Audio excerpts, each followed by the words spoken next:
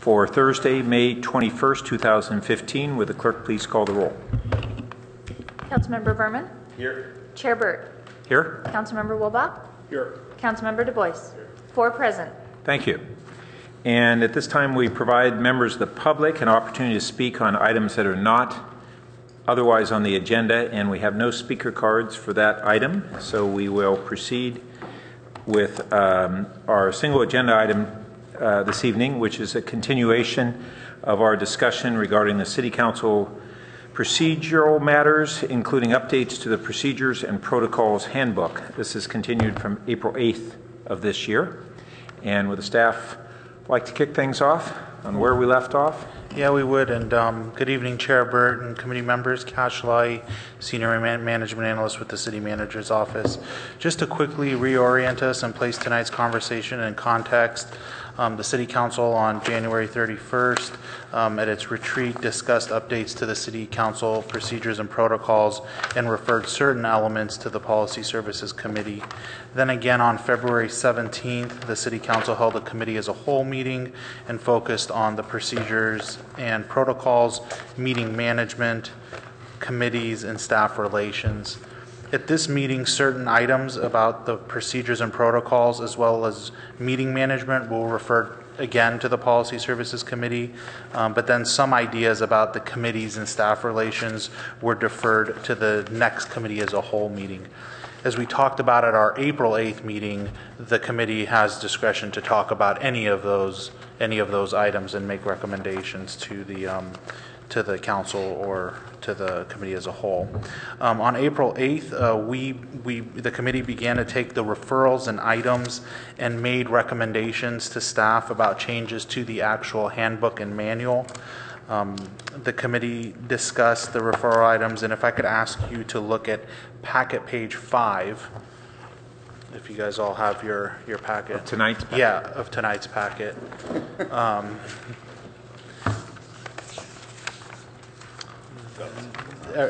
Everyone there? If you look at that, number 1, the discussions of procedures and protocols. At our meeting on the 8th, we were able to have substantive conversations about number 1 and all the sub-elements, the telephone participation, the consent calendar, as well as the agenda setting. We began to have conversations about the meeting management items, and there were a lot of different ideas put out there, but it was not as substantive as the first 3 items. And so if I could ask you, the city clerk has put a set of the minutes in front of you, and so just to kind of orient you on a little bit of what we talked about, beginning on page 3 of those meeting minutes is where the telephone discussion began, the telephone conversations began. That conversation goes through page 21. And at the top of page 21, you'll notice the first sentence in there says agenda setting. That's where the next topic we began to start talking about that. That conversation carries through to page 24. And at the top of that page, on page 24, right below consensus, in that first sentence, you see the word motions. That's where we kind of started to discuss motions. And that then carried through, and the conversation started to move on into meeting management. So that kind of gives you a little bit of a sense of what we got through. It seems to me that to focus back in on that packet page 5, 6, and 7, and continue the conversations about meeting management is kind of where the committee had left off. Certainly on page 7, the items going to the committee as a whole, we could continue conversations about that.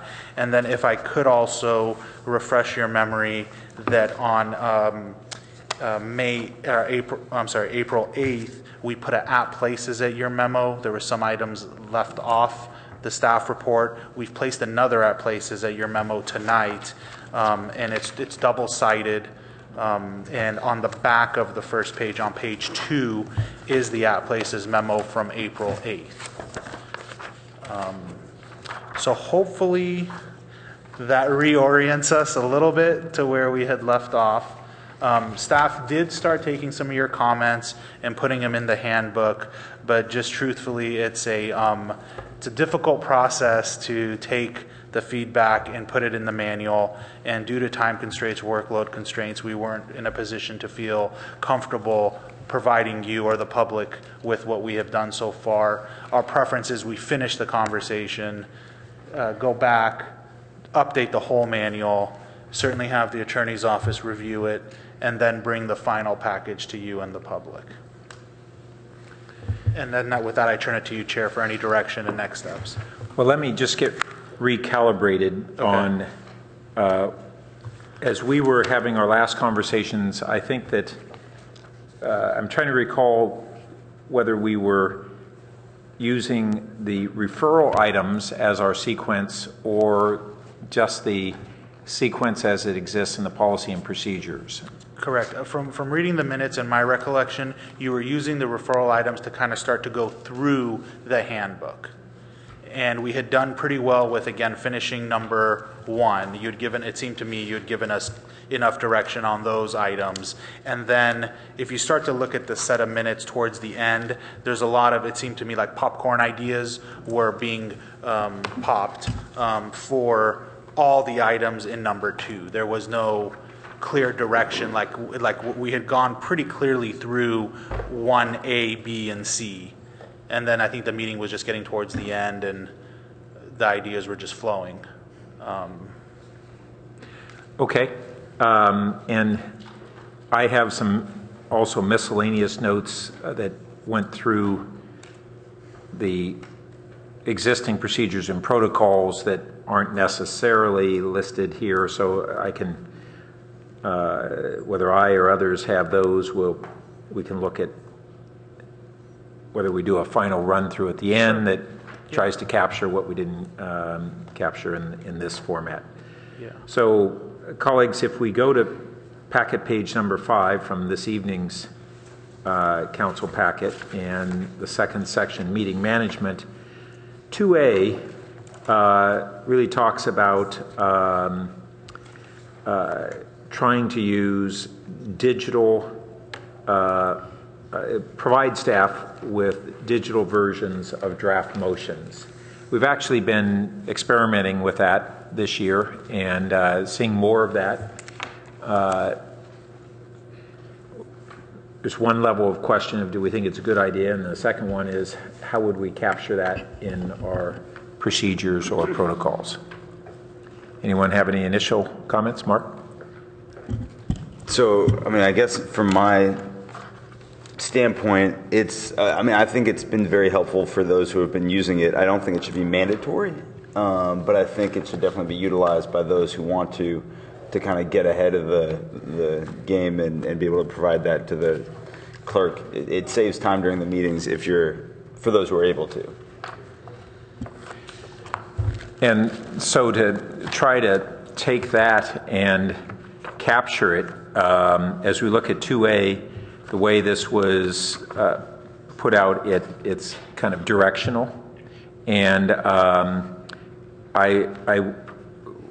we might want to consider language that city council members are encouraged if we go the direction that you just. That's my preference. Okay. Others? Corey? I'd agree. Okay. Tom? Yeah. All right. We're moving a lot faster tonight than last time. I think we did talk through some of these last time. Yeah.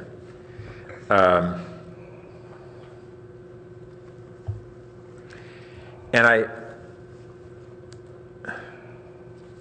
I'm looking at the second sentence of 2A and asking myself whether, in addition to the policy, whether we should give a context. And I think that is helpful for future councils. They look at a procedure and say, why is this here? And so there'd probably be a good way to reframe that just to give a little more context. Okay, so the next one is we got into a little bit of discussion of this last time the city manager was here, which is about staff reports offering options that are available to the council. And I saw in review of our minutes last time, I remember that the city attorney had waded in a little bit on that, and the city manager had. I don't know if there are any follow-up thoughts, or Molly, you have anything? You know, I think the spirit of this suggestion in many cases is helpful and a useful one. I do think that it has to be applied in the particularized case that's before the council. I think, if I recall correctly, my particular concerns was that subset of issues that the council is sometimes involved in where you're adjudicating a particular project. And the staff is really called upon in that case to give you their best view of how the current rules apply to the facts before them in the project. And in that kind of case, it may be that there's less ability to provide alternatives that stand on equal footing or are of equal weight. There are areas, of course, as you know from your recent work on a couple of projects, where there is a fair amount of council discretion, and in those cases the staff is able to say, you know, that the planning director or the ARB reached this conclusion, that these findings can be made. Council has discretion to judge this and may come to a different conclusion. So sometimes I think that can be done. In other cases, there's less ability. So I guess I would want this also perhaps to be put in language that recognizes that the particular item and the elements of the item may provide for lots of room to do that or less room to do it. Corey? Would it be appropriate in the language to that effect to specifically refer to the distinction between quasi-judicial agenda items and others? Yeah, so one way that we might do that is have it as a preface to the effect that we're not limited by quasi-judicial hearing protocols, or however we want to describe it, and then go on to put it that way, or we could simply say, where appropriate. Yeah, and within the quasi-judicial, it doesn't mean that they can't provide any alternatives. It's just that they're more constrained. So we basically want to acknowledge those constraints and encourage staff, especially in legislative matters, but where permitted in quasi-judicial, to provide alternatives to the staff recommendation, or I think one of the things that's historically been an issue, which is in particular when there's reference to comprehensive plan policies and programs, to put a balance between those policies and programs that a given recommendation, support a given recommendation, but also to list some that are pertinent where the recommendation may be in conflict. And my recollection is that that's been one of the issues. Molly, did you want to weigh in on that? Yes, so I think the committee's going in a good direction, and I think that if we could be given the direction to draft some specific language that would encourage that, but recognize there may be cases where there might be limits that on that process of providing alternatives. We've talked about the quasi-judicial. There may be others. So, for example, where you are setting municipal utility rates based on cost of service studies. So, again, you need to be basing those rates on the evidentiary record before you. There sometimes is an ability to ask for more information, return the item, sometimes less so. So, again, I think it's the same general direction that you'd like to see, where possible, alternatives provided. Ed, did you want to add something? Sure. Perhaps to pick up on comments that City Manager made last time, in addition to the potentially we'll say, the legal boundaries and the basis and context in which staff reports are done from a policy development perspective and in advising the council in bringing forward recommendations. I think the city manager pointed out the staff's obligation to develop recommendations and defend those, effectively defend or justify those recommendations. So that said, I think it is appropriate to expect that staff would be able to explain some of the dimensions of discretion that exist within developing those recommendations. So I think the language that Molly pointed out works by encouraging the discussion and the consideration and explanation of the variations that are brought forward to the council. Yeah, and I might put it slightly differently while recognizing the role and responsibility of the staff to put forward their best professional recommendations. We're looking for the reports to acknowledge the alternative interpretations of the comp plan or relevant portions of the comp plan that may be considered. And that doesn't constrain staff from saying, however, in the net, our recommendation is such and such for the reasons we stated. So my question for colleagues would be, does that seem to capture the intent, and do we want to feel that we've given staff enough direction and allow them to come back with specific language to reflect that? Tom? Yeah, so this discussion is coming back to me. And I think, again, with what we said, we're legally permissible. I think what we're saying is we want to see the range, right, of possibilities along with the recommendation, right? So, again, as long as that point is clear, not just, Ed, what I heard you to be saying was more detail, I guess, on justifying the point of view, but also more about kind of the range of options. Understood. Yep. Okay. We okay? Great. All right. The next item has to do with meeting efficiency and public participation.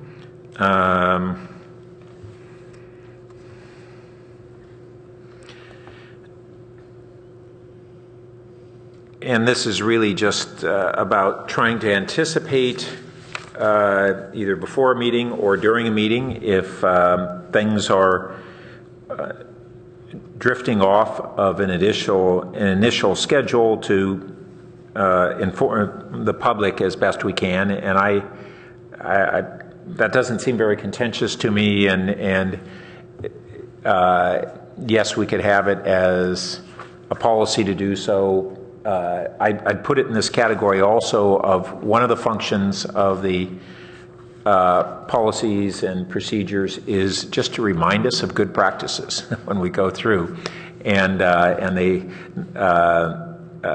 even if it's not stipulating what shall be done, it's very helpful to not have to have every mayor reinvent the wheel and think of what are best practices, but just to give recommended guidelines.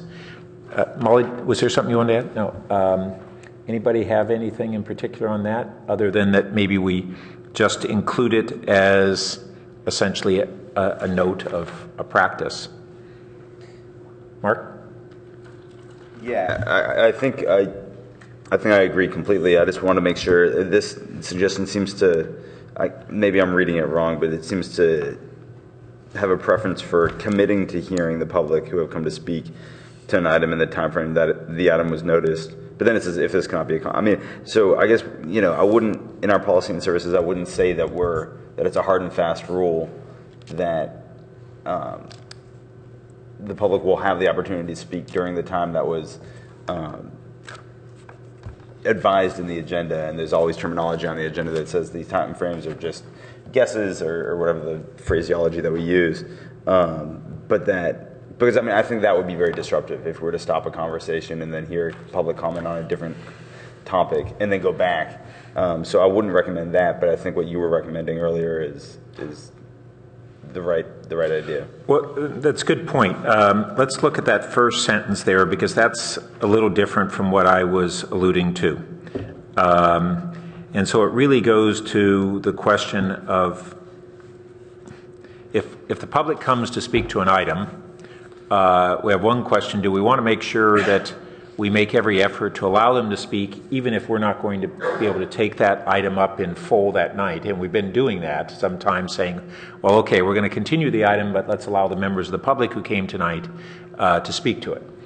And then we have another question of to what extent would we feel obligated to allow them to speak in the time frame that's on the tentative timeline on the agenda, which is a clearly just advisory reference point. And I would agree that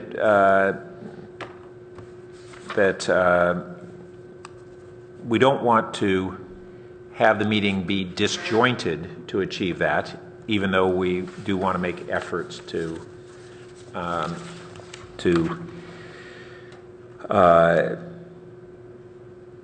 allow them to speak in approximately the time frame that we and they are anticipating. Tom, did you have suggestions? Well, yeah, I'm just looking through my notes. My notes, we completed through section D last time, and then looking through the minutes on page 26, 27, I actually think it captures what we're saying right now pretty well. Okay, so good. And I have to say that for whatever reasons, the minutes in the packet were not the intended minutes, and so we didn't get them until an hour ago. I'm just looking at it right now. And I got through about half of them. So what do you find there? So on page 26 and 27, we talked about kind of the intent to stay on schedule, let people speak, at the right time, and then, rather than committing, we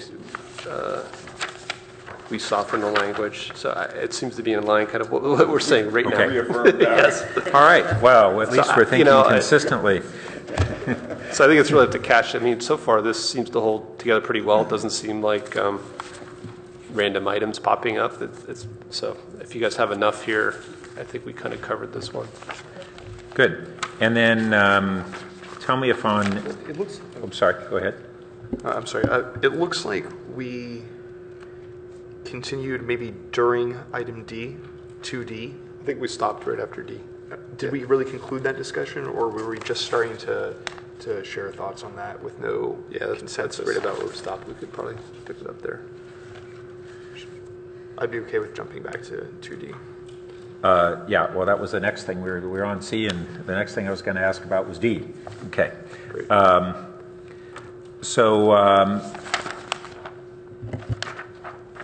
From your reading of the minutes, did we get through a recommendation of D, or just partway into discussion? I see. I think we agreed that we didn't want a hard ending time, or at least I didn't want a hard ending time, and then we were talking about kind of the current policy around looking at the schedule at 10:30, deciding what to do.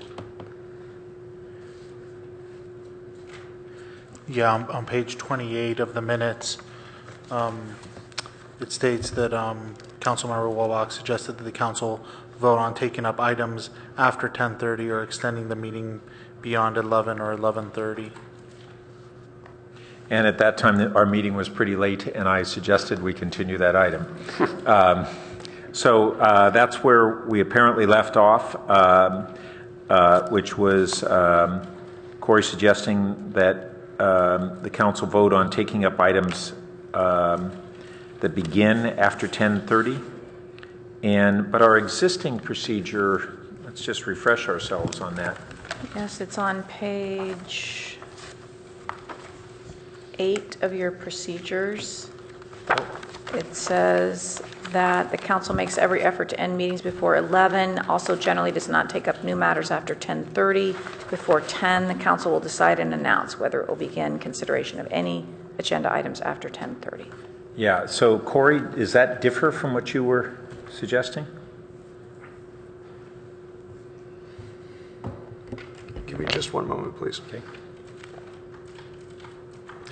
So I don't think that we've been following that current procedure very closely. so that's a good refresher.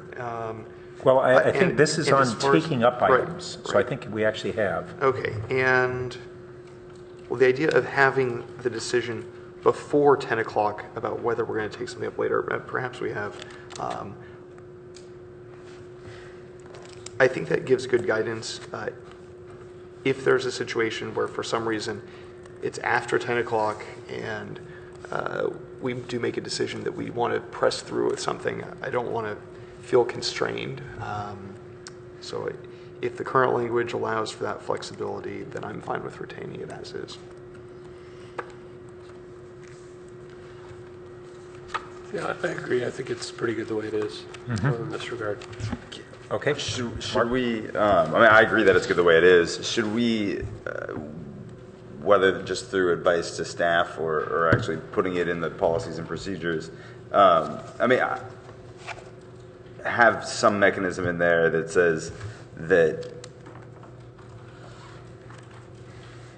because I mean, I think this past Monday we didn't necessarily follow it. I think we took up an item after 10:30 without having a discussion about it before 10. Maybe there's, the city manager at 10 o'clock, at the most opportune time stops discussion to remind the council, hey, it's 10 o'clock. You've got, another item or two more items, and that might just kind of spur us to either be more concise or decide at that point that we're not going to take up the following items. Yeah, and I don't know whether that's something the clerk might be able to track. Yeah, as a reminder. Good. Should we then put language in here that says that the clerk will make efforts to remind the council? I don't know if that starts getting a little, but That could work. Remind the council of this, of this policy or of the. well, or to raise the need for council to consider extending or taking up an item. Molly, you want to weigh in? So my suggestion would be at that level, it's really more direction to the current staff Yeah. and a reminder as opposed to, because I think your procedures now don't include that level of instruction Yeah. to supportive Okay, staff. good. And then the other thing that was in this recommendation from Vice Mayor Schmidt was a hard ending time at 11 p.m. And I can't remember whether we specifically addressed that, and either way, what the consensus is of the committee on that. Corey? Well, I think that the key question here on Councilmember Schmidt's recommendation, the key question is what qualifies for an extreme circumstance? He allows for the qualification that there can be exceptions under extreme circumstances. Well, that's only key if we think that extreme circumstances are the only time that we would continue an item past 11. So if we don't go past that threshold, we don't have to worry about extreme circumstances. Good point. I'm not terribly excited about this idea. Yeah, we guessed that. But I do want to say, so maybe this is a good opportunity, because I know a number of times you pushed to have us barrel through. One of the overriding considerations and why we attempt to do this is because not whether the council can endure, although there is a question of whether we make best policy at that time, but whether we do the public's business when the public is awake. Mm-hmm.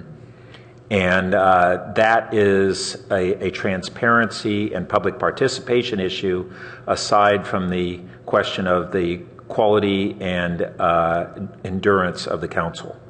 So I agree 100%. And maybe one thing that we could say is no new items will be taken up after 11 p.m. other than the council comments, which is always the last item. Because if it's so substantive that we feel like we need to take it up, we probably shouldn't be taking it up after 11 p.m. anyhow. Well, the only exception that I've recalled to that, and the only one that seems to make sense, is something that truly is urgent. And for whatever reason, it was toward the end of the meeting agendized. Okay. And that's where maybe this, whether it's extreme circumstances or extenuating or urgencies, but we could add that, it's implicit already, because Well, it's implicit in that if we're going to start an item after 10:30, it has to have a vote, but that doesn't give guidance that says, and we shouldn't be starting anything after 11 unless it's a real urgency. And maybe we want to add that? Tom? I don't. I mean, I think we're 9 adults, and I don't know if we need to be that specific. I mean, I think we can make the judgment call. Okay. I kind of like the language that's in there, that we do the check at 10 o'clock. Okay. Anybody else? Okay. All right. E is when the council time estimates call for it, limit council times for questions. And then it says pre-council written questions should cover most of key issues. So there's a whole bunch of separate points about time management, and I'm wondering if going through these in the order that they're here is the best way to do it. No, I'm not sure it is, but I haven't organized them in a different order. So if you have suggestions, I'm open to it. Well, should we just look through this in the next page and pull out all the meeting time? Oh, I see that. Yeah, it does kind of jump around there. Yeah, they're organized by council member who submitted them, I think. No, Well, so there's a meeting management you're right, section. actually. And Right, but in this meeting management section, maybe pull out from each council member the issues to do with time. yeah, there is some repetition, like Councilmember Niss says, just the topic of time and topic management. So that's not specific. J3, which is Tom's chess clock, certainly applies. N2 was mine, similar to that, also talking about having a clock or timer. Okay, so how about this? We see a number of items that are, I think, N3 is appears to be time management also. So 2E and F. No, let's see. Yeah.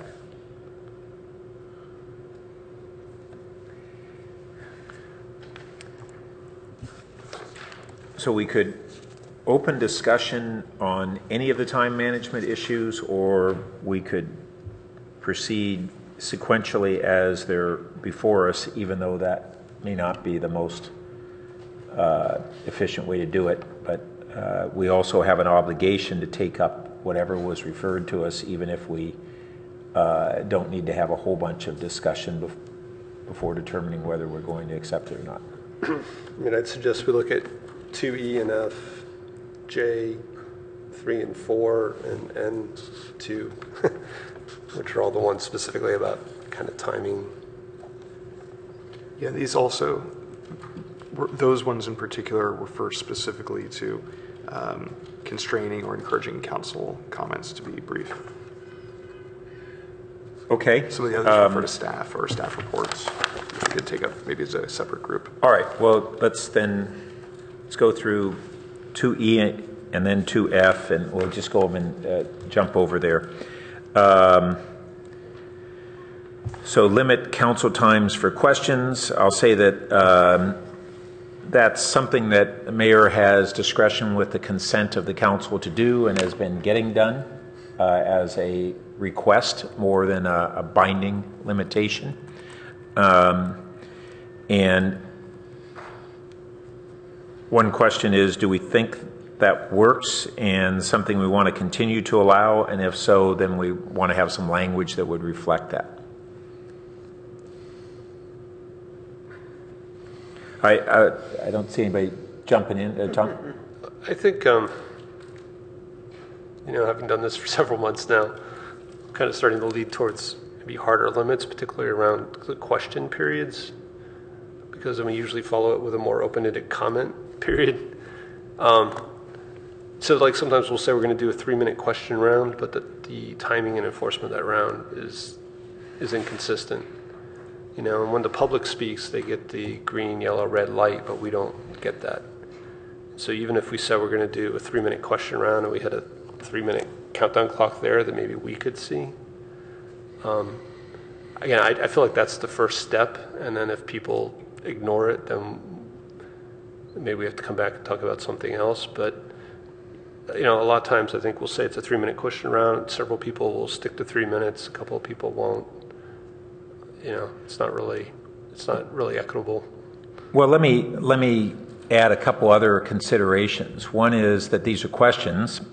If a council member asks a question in 10 seconds and staff takes 2 minutes and 50 seconds to answer it, that's problematic. If a council member uses the question time for rhetorical questions that are really their own advocacy of policy positions, that also is problematic. And then the third thing is that I think that it's important that the public participation be adequate, but the council and the public are not equal participants in creating legislation. I was using 3 minutes as an example, not to say that we should only have 3 minutes, but when the mayor says, okay, let's do a 2-minute question round or a 5-minute question round, it doesn't usually really happen that way. That was my only point. Well, but I would say that when we have that guidance, one, I think that one of the problems is that we don't have visible to council members the amount of time. So a countdown clock being visible, I think, would be useful. We've talked about this, and that doesn't require being in the procedures, but I wonder if that's something where we might be able to get out here. It could even be below the table here and just reset, or maybe below Beth, or I don't know if it have to be wired to the that the vice mayor would start it. I think it's really disruptive when the buzzer goes off and a council member is in the middle of a question. I kind of find that offensive and disruptive to clear thinking. But I do think it would be helpful for us to have that visibility of how much time is going on, and I think we between a guidance from the mayor with the consent of the council and just an awareness, I think that goes quite a ways. I mean, I do think your point about kind of asking a question and getting a 10-minute answer, you know, I don't know how we manage that. So maybe another approach is to do a round based on number of questions. Council members could ask 3 questions each or something. I don't know. It's a tough issue. I mean, like you said, it is, and you know, we also have items where a council member may have no familiarity or didn't do any homework on an item, and another council member may have really familiarity and a set of questions that are valued by the rest of the council. And we do have times where, you know, we have kind of gratuitous questions. We're not going to solve all those problems. I mean, those are just some of the vagaries of how this is going to go on. But the more rigid we are, the more I think we don't allow for flexibility that may be valuable. And so it's a balance. I mean, we also don't want to have no constraints. I would say that from my experience, we've been doing this year and suggesting time limits on those has been helpful. And if we aren't looking for it to be a perfect cure, then I'd say it's in the right direction. I would like to see a countdown clock. I think that would be additionally helpful. Corey? Yeah, and that actually is very similar to what Tom was suggesting, and kind of ties into what he was suggesting in J3 and what I was calling for in N2. So I think we'll probably have a lot of consensus that wouldn't be a bad idea. One question there is, you know, do we want to put it somewhere where it's public as well, or just, you know, for our reference facing us? And I'm open to either of those. And one other thing we might want to consider, whether it's in the written procedures or just as a practice, is, if, let's say, a council member asks a question that has a long, but necessarily long, explanation from staff that uses up that council member's 2 minutes or 3 minutes, and that council member has, some other questions, just to ask, at the pleasure of the mayor and the rest of the council, if they can continue with their questions in that situation. Yeah, and it's a question of whether that's required, given that these are not binding as it is. So, in response to one of your questions, I think that the clock should be visible to the council and not to the general public. Yeah, Tom? So I think it's a good step. I think what I was proposing kind of went a step beyond that, which was a budget of time for each council member for the evening that they would manage between questions. So the idea that you would have I said a chess clock, but you would have 40 minutes or 50 minutes. And if you use 0 minutes on item 3, you'd have more time for item 4. And again, that was kind of the idea, but again, the concept would be almost a tally of how much time each council member was speaking. And I have a feeling we don't want to go that far, but it was beyond just a countdown per question. Yeah. Okay, so I wouldn't support that. Okay. I don't know how others feel. So, I not to argue this point, but I think what we're trying to get to is a way to force council members to prioritize their comments, maybe be more succinct, but also, like you said, don't ask spurious questions. If we had something like everybody gets 5 questions or 3 questions, really make you think about, am I asking the 3 most important questions for me? So again, I think, a countdown clock is a good first step, but if we have other ideas to get more to really forcing people to prioritize a little bit, I think it would be a good step. Well, I'll give you an example of where I personally would run into these problems. There are areas where maybe in part because this council has fewer people with land use experience in some of these other areas where I've been essentially nobody would go until I would, and on those items. Well, my preference would be to go later and allow colleagues to ask as many of the questions as I might want to ask. I might have 10 questions that I know need to be asked, and I don't want to be the one who asks all of them. And so it creates that kind of dilemma, and where I felt kind of pressured by colleagues to ask as many of the important questions as possible. And it wasn't my choice. It kind of raises a different issue, but I think it's tied to this, which is instead of on each item seeing who wants to go first, should we have a rotation? And you go up first on an item, and then Corey goes first, and then I go first, and it just rotates, and you're kind of, that way it's not a waiting game for who's going to ask questions last or who's going to ask questions first. That there would be a set order. And those are, if I might, Mark, there are trade-offs to that. I mean, that works in kind of this regimenting mindset, but that doesn't allow for a dynamic situation where that's not the best way to make legislation and the best way to conduct the arguments. I mean, it parcels things, but it doesn't necessarily result in the best discourse. Mark? Yeah, I mean, and I would just worry that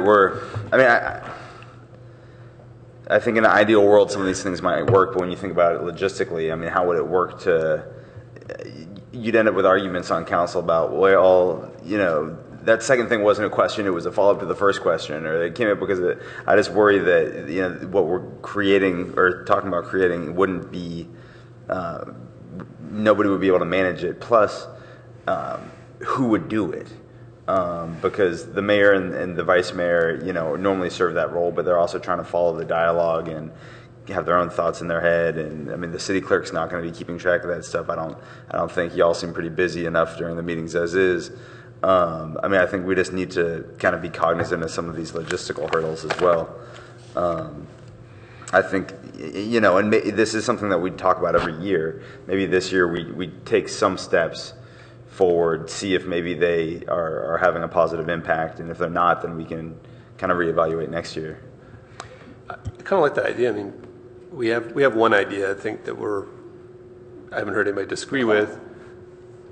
Could we come up with one or two others that we do as experiments? You know, well, we've already done them. So let me give some context. And as I said about 10 minutes ago, the practice of the mayor, with the consent of the council, saying, I'd like colleagues to try to limit their questions to X number of minutes. That hasn't historically been common. It's been helpful this year. And as a result, it's been moderately improved in the questioning period by colleagues. We seem to have consensus on the value of us having visibility for a chess clock or something. So that's two right there. I would argue that those aren't very constraining, but they're constructive. But you start going the other direction, there are clear trade-offs to every one of the things that you're advocating. And I would, just as we discussed in our last meeting, let's be cautious about overshooting in our corrections. We can always come back and calibrate it a little bit more. But if you go from one swing of the pendulum to another, you probably haven't got it right, because these really are circumstances that have pros and cons to every one of these alternatives. Corey? So, I think that beyond what we've been doing with the practice of the mayor saying we're going to use this round for questions and do a later round for comments and motions, beyond that, and a clock that we can see, I actually do think that the idea of having a clock that tracks overall speaking time, and I would exclude the time that it takes for, say, staff to respond, but overall speaking time during a meeting, tallying through the course of the meeting might be useful if it's not too much of a burden on staff. I'd be open to that as long as there's not the constriction accompanying it, just as constructive information for council members to be aware. Well, you said as long as it's not too much burden. I think logistically, how are you going to do that in the middle of a meeting of track each council member's time and then subtract the staff response times? I mean, if there was a timer on the on-off of your mic, then it would be up to each council member. It just, again, as an experiment to see. I think you guys are trying too hard on this. Mark? I'm with Pat. A lot of people leave their, I mean, just logistically speaking, I just don't see how we'd accomplish it. I mean, I like the ideas, but a lot of people leave their mics on, probably for too long, or they talk without having them on if you're Greg Scharf, or, I think we've got two pretty good ideas. Let's move forward on those and see if hopefully that helps our meeting management. So before we move on, I'm not really advocating for any position. I was trying to throw out ideas to maybe spur other ideas. I just think it's an issue. It feels like very small steps. I don't have a lot of confidence it's going to make a big improvement.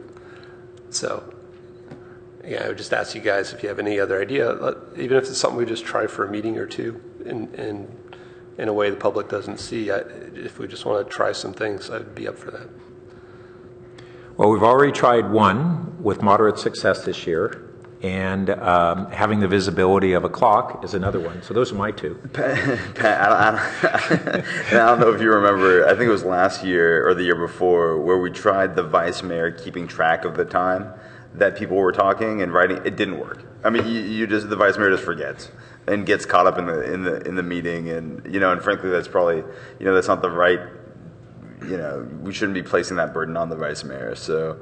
I'm open to other ideas, just so long as they're actually logistically feasible, and I think we'll actually have more benefits than trade-offs. And I'll add one other thing, that in 3.5 years, we'll have a smaller council, and that probably will have some benefit in some of these regards. Corey? Well, actually, I'm fine with moving forward with, just having one change for now. I guess a question is, especially if, as Tom's suggesting, we try something on an experimental basis, then we could do that without it being in the policies and procedures, especially if it's not something that's constraining. If we wanted to establish a timekeeping system that's connected to our on-off switch on our microphones, just for our information, I don't think that needs to go into this document. I think we could probably try that anyway if we wanted to. I would actually be okay with that. I think that would be a simple logistical way to do it. And it's not simple. Electronically? It would be logistically simple during the meeting and would not require a lot of extra staff or vice mayor's attention, but it requires the electronic setup. So. Yeah, this is not a smart mic. So we talked about questions. I guess Vice Mayor Schmid also had an item on comments. We really haven't talked about comment time separately from question time. Well, okay, so let's see if we're done with the question time part. That we have a consensus that this would not be in part of the procedures, but we want to try to get a clock visible that could be. You might need two. Huh? You might need two. Me on the edge over there, I can't see anything. That's. One there. Oh, I see. Whatever. So, one or more countdown clocks would be visible by the council, to the council. I can look into different options that there are.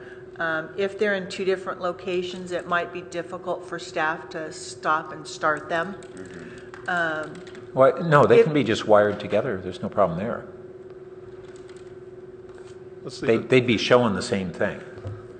You wouldn't be running them in two different toggles. You'd have one toggle. Right.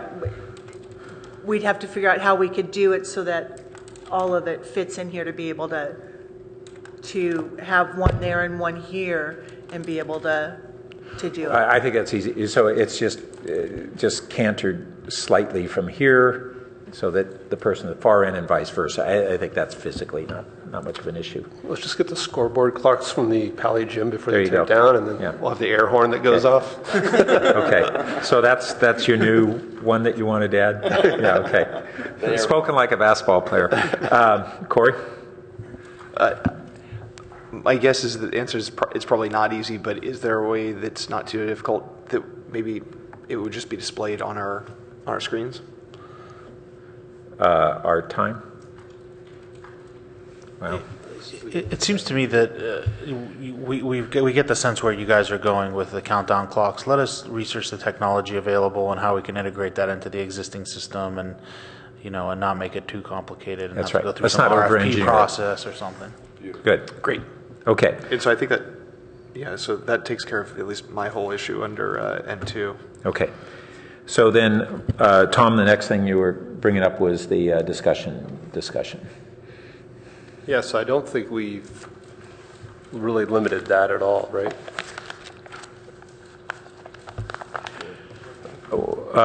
Well, one limitation, there are some things in the procedures that place certain limits, and one is that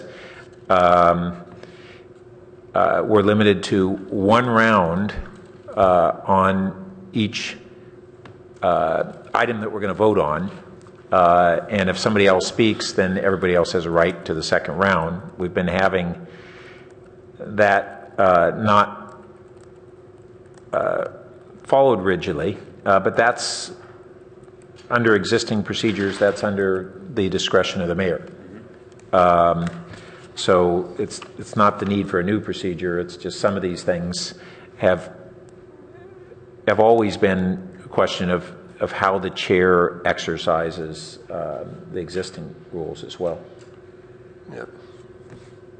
So again, I don't have a specific proposal right now. I made a comment about trying to change the culture so that everyone doesn't feel like they have to speak on every issue. I'm talking kind of about sticks. I mean, are there incentives we could consider that if somebody doesn't speak on an item, they get extra time on another item, or, I don't know. I'm just trying to, I was going to say the incentive is we get to go home early.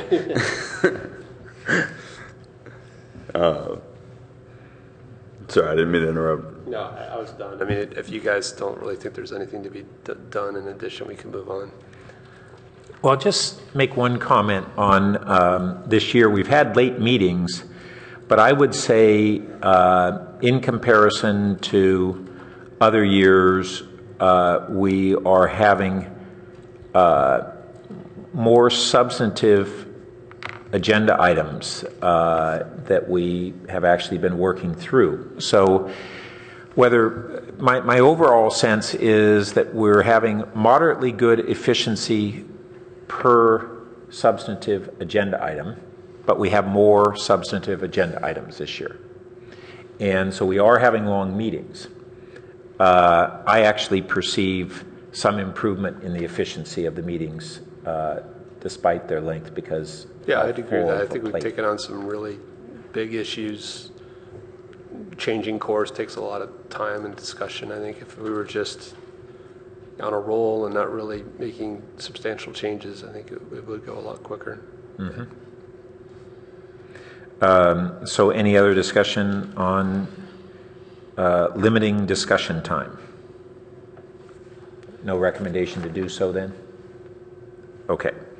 Let's see. Anything else under meeting management that we haven't covered through the discussion we just had? Corey? Yeah, there's a couple of things that we might put under that category. Under Tom's suggestions, so under J2, public comment. And then also Nis's suggestion L about breaks. Okay, so let's go J2. Actually, could we go to J1 first? Okay. So again, I think if we look at the meeting from beginning to end, the idea is like, where could we save time? And so a lot of times we'll have an hour for an agenda item with no real assignment for how much each component of that hour is used. And so this wasn't necessarily that staff is taking too much time, but it was the idea that, whatever time we have for an agenda item, allocate so much time for staff, for questions, and really try to just manage items so that we don't get behind schedule.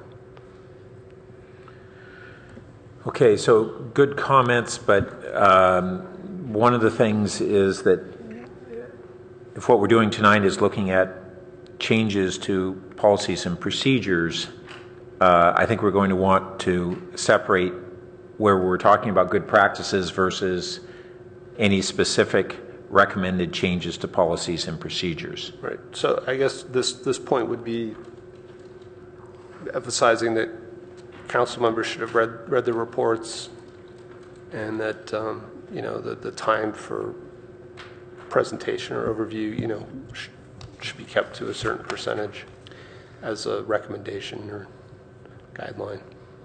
So, Mark, if it's all right, I'm intrigued by the idea of kind of having a percentage of the allocated time be for staff reports, because I do think that sometimes staff reports are always very informative, but sometimes, and one time recently that comes to mind, the staff report was twice as long as it probably needed to be for the item. I do think that staff reports hold a dual purpose, though. One is for the council and one is for the public. And so I wouldn't want to say, and I don't expect the public to read the staff reports. The staff presentations are dual purpose. And so I wouldn't want to, I'd still want to encourage the presentations to be thorough. I just want to encourage them to be more concise. Well, let me add here. So this is akin to council members speaking. We don't want council members to speak and waste time. And we don't want staff reports to waste time. But we have times where we have staff reports that are basically staff says, no, we don't need to make any written presentation. And we have other times where there's a need to be more than this 15%. So I just... Again, that was a number, but if we have an hour, you know, it was 45 minutes too long for the staff report, probably. Yeah, but it's, you're saying if we have an hour, what I was trying to say was that I don't see a way to have a rule that covers all circumstances. And again, I was saying encourage or suggest, not a hard limit, but just like we're talking about our own time, give a guideline. Okay, that's not the way this is written, nor was it stated. Corey? Well, actually, it looks like the city attorney has a comment here. Just an observation. I agree. This really varies depending on the item. Sometimes no report is needed. Sometimes there is time that's needed. And the amount of time that's needed may change between the time that the packet is published, 10 days before, and when the meeting actually occurs, because it can be influenced by questions that have come up in the community and questions that the council has asked. So perhaps this is really a suggestion to the chair that at the pre-council, the city manager gets a chance to talk with the chair about what is the current situation, and the chair can really jot down some guidelines, perhaps even share them with his or her colleagues about how they foresee managing that item that night, rather than trying to publish it or trying to make a rule about it. And, Sorry. Oh, okay. Mark? So that sounds like a good suggestion, and I also wonder, we're talking, I don't even know if it's the city council's role to make limits on staff reports, or if it's the city manager's role. I don't know that dynamic and how that would work. So I think we can provide good guidance and suggestions, tonight, but I don't know that, I don't know how it would fit in our actual policies and procedures. Corey? So actually, I think we're actually right now talking about both J1 and also J6, kind of combined. Correct. I'm more interested in J6 than in J1 because, as we've discussed, it's hard to have a general rule when things vary so much. The city attorney's comments are very interesting and good reminder that things can change between the time of publication of an agenda and the night of the meeting, as far as how substantive and like the staff presentation might have to be. But I do like the idea of having something, even if it's just as an estimate, or if it's, I don't know if there's a way to do that that's either part of the agenda or maybe supplemental to the agenda so that it's not bound by the rules of the agenda publication. I'm just trying to think if there is a way to do that as a guideline that could even be updated on the day of the meeting and available in the back of the room. But I'm open to ideas about that. Well, one potential is along the lines of what the city attorney alluded to, which is that there can be a reference to the pre-council meeting. They go over the agenda, and a sub-issue within that can be anticipated allocation of time for the staff report. And I think that might make it a more deliberate process so it doesn't just happen. I can't see how something more restrictive than that works in the range of circumstances that we actually have. I mean, I just go back to some of you guys who are new to the council.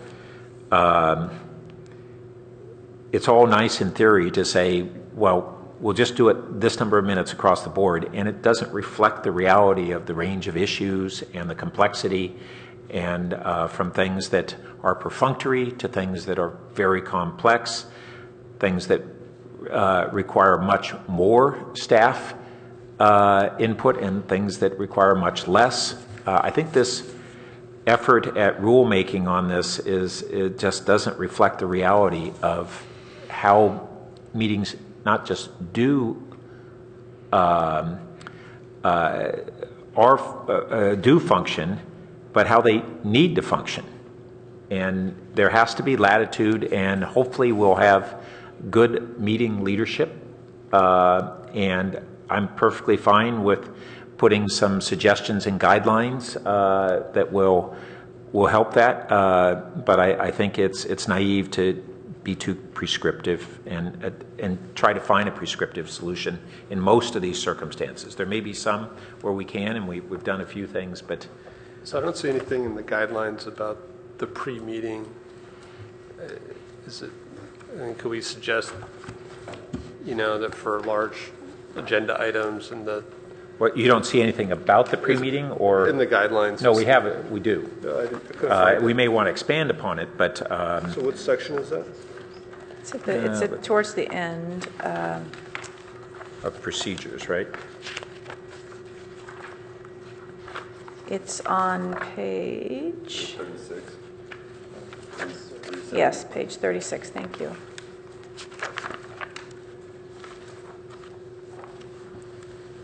Okay, so 3.7. And this is where we could provide some additional suggestions. I wouldn't support things that are prescriptive, but I think it's useful to include, for instance, that they will review the approximate time for staff reports versus other portions of an item. If I could add also, Chair, members of the committee, that based on my experience, I would also share that this varies greatly by the times, and quite frankly, the temperament and the interaction and the tenor of the interaction between staff and the council. And so in some cases, there can be times at which the chair can make it very clear to the city manager that presentations have been going long, and that word is very easy for the city manager to pass along to staff, tighten them up, and that that can really reflect the comfort level that the council has at any given moment in time. And again, that can vary greatly based on what's happening in the community overall and the council's impression of the manner in which the staff is presenting the information. And I'd add that there may be a time where we say, in the next month, we've got this really full agenda that we've got to get done, and so at a different time, we might have a different amount of time we'd allocate for an agenda item, but we're going to truncate it, and that becomes just kind of a guiding principle for a month or two. But that's part of the dynamics of the circumstance, and I just don't think you can try to prescribe this as a set rule. Corey? I actually very much agree. Again, what I'm interested in are those things that provide better information for all members of the council and potentially for the public as well going into the meeting to have a sense and expectation, even if it's only an estimate. So if we're going to suggest any changes to 3.7, I'm open to whether we do or don't, but if we're going to suggest any changes to 3.7, it might be to expand item 1 within that to mention something about estimated length of time for staff presentations. Yeah, I would even make it more general, more of number 6 right there, instead of just saying You staff said number time. 6? He's referring to his. I'm sorry, we're jumping between different lists. Okay. But yeah, discuss intern times for large meetings, including things like staff time, questions, comments, motions. So I didn't want to just focus on staff time. It was really the idea of the whole thing. So I would say that, for large complex items, that might be useful. Trying to do that on every agenda item gets. Large items. Yeah. Okay. So how do we feel about combination of what Corey and Tom just alluded to, which is under 3.7, number 1, including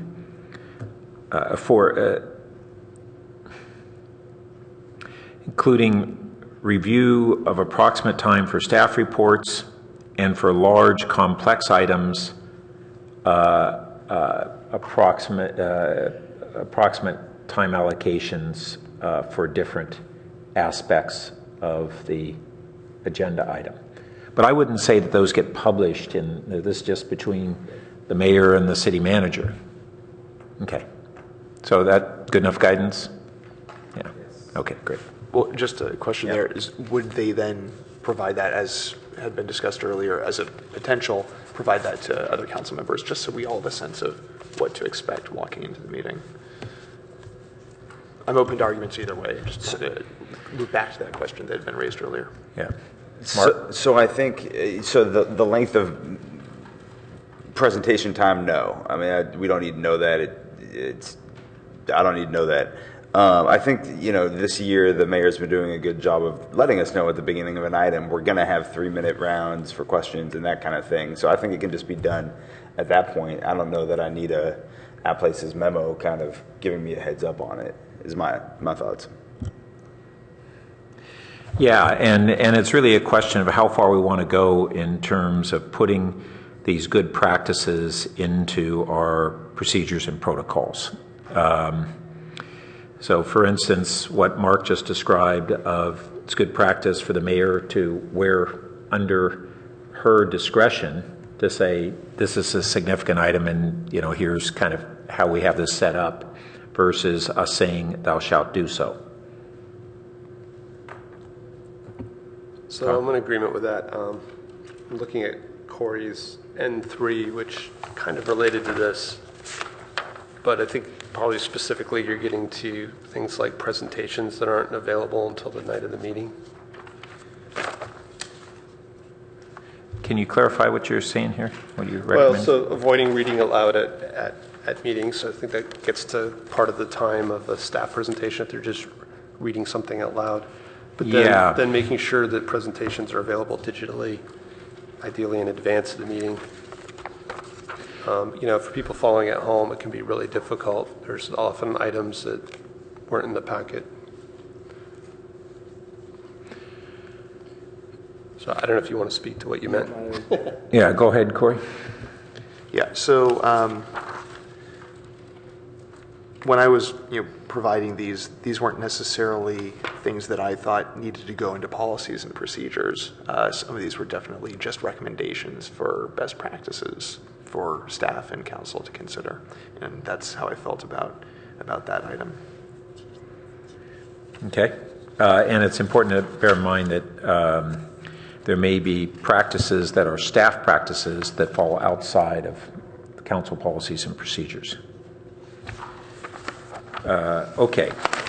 If I might do a postscript on that as well, perhaps at the risk of speaking out of turn, that I believe the city manager would welcome that type of feedback informally at any time, and I think it's often that those can be conveyed on a one-on-one basis, and presuming no conflict typically among the feedback that's coming from council, then once again city manager can immediately act on that with staff. So just as a means of maintaining some alignment in feedback on how the presentations are being received and any issues of whether it be concern or just perhaps guidance in providing that ultimately back to staff making the presentations. Okay, great. All right, have we covered all the time management stuff? Corey? Also, kind of within that is the question of whether or not to take breaks, whether or not to prescribe breaks, that Nis mentioned, item L. So I find that to be such a case-by-case basis that I don't know I don't know how we'd write that into our policies and procedures. That's just my thoughts. I guess, Tom? Just thinking on the fly, I guess if we did know a break was coming up, we might have less people leaving during actual meeting time. That would be the only thing. Well, let me ask this question. Do we think it is appropriate over the course of a council meeting to routinely have at least one break? Yeah. Yes, I actually do think that is appropriate. So whether it's in policies and procedures or not, I think going more than 2 hours without even just a 5-minute break, I would encourage a 5-minute break every 2 hours. Yeah, and we get tempted when we're feeling the pressure of a meeting to say, let's gut it out, skip the break. So if we, as a committee, want to recommend that as part of these changes that there be at least 1 5-minute break per council meeting, I think that. And again, I'm not trying to be overly prescriptive, but I think there'd be value to knowing it was a particular time. So Yeah, like but there would be value to, but I don't know how you would know that unless you are willing to break up items, saying, right? Important items, but if it became a tradition that there was a 9 o'clock break for 5 minutes, okay. People would not get up and walk out during a discussion. But the trade-off is if it became, say, that we always have a 9 o'clock break at that time, then we'd have to be willing to say, all right, and we're willing to break the middle of an important item, split it for that purpose. Yeah. So I'm just throwing out there that, to me, I see the value of the break, not having people get up. So when a break's a surprise, then I'm not sure we're going to get as much benefit from it. But yeah. Well, the surprise, it doesn't have to be one of those two extremes. Right. I mean, the mayor can say, let's plan for a break at the end of this item or whatever. Now, that may not be a precise time, but it gives us so maybe, an estimate. Maybe the suggestion would be to put it on the agenda between items. Except we don't necessarily know how long an item's going to go. Those are only estimates, and they often are far off. So this goes back to the thing of, yes, in a perfect world, we could be all prescriptive, but that's just not the legislative environment, and that's not where we actually do function. Corey? So I agree with the point about it. If it's on the agenda, that makes it tough because items can run long. Having something written in our, general procedures or policies about recommending a break every 2 hours, I don't think would be a bad thing to include.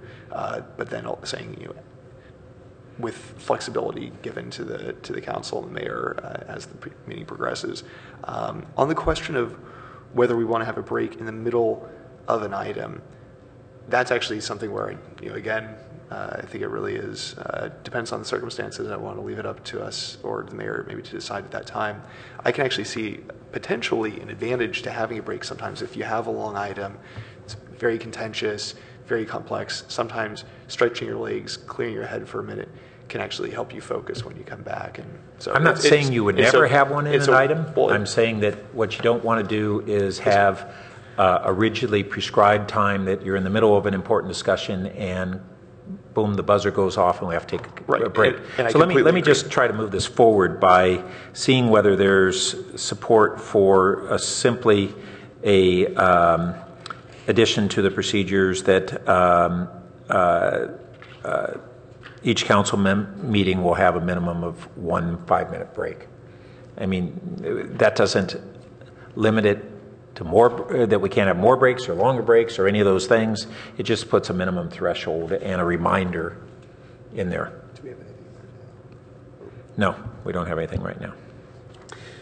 So I'm fine with that. The one thing I'd say is, and this is up to the chair of the meeting, is maybe you put the timer on 4 or 5 minutes. I mean, I don't think I've ever seen us take a 5-minute break. We always take 5-minute breaks, but they just never go 5 minutes. So that's just something to keep in mind. I mean, I've seen us have breaks run to 15 minutes, which is, that's excessive. Well, I think having the buzzer on the break is a good practice. I don't think we have to put it in protocols, but I think it's good practice.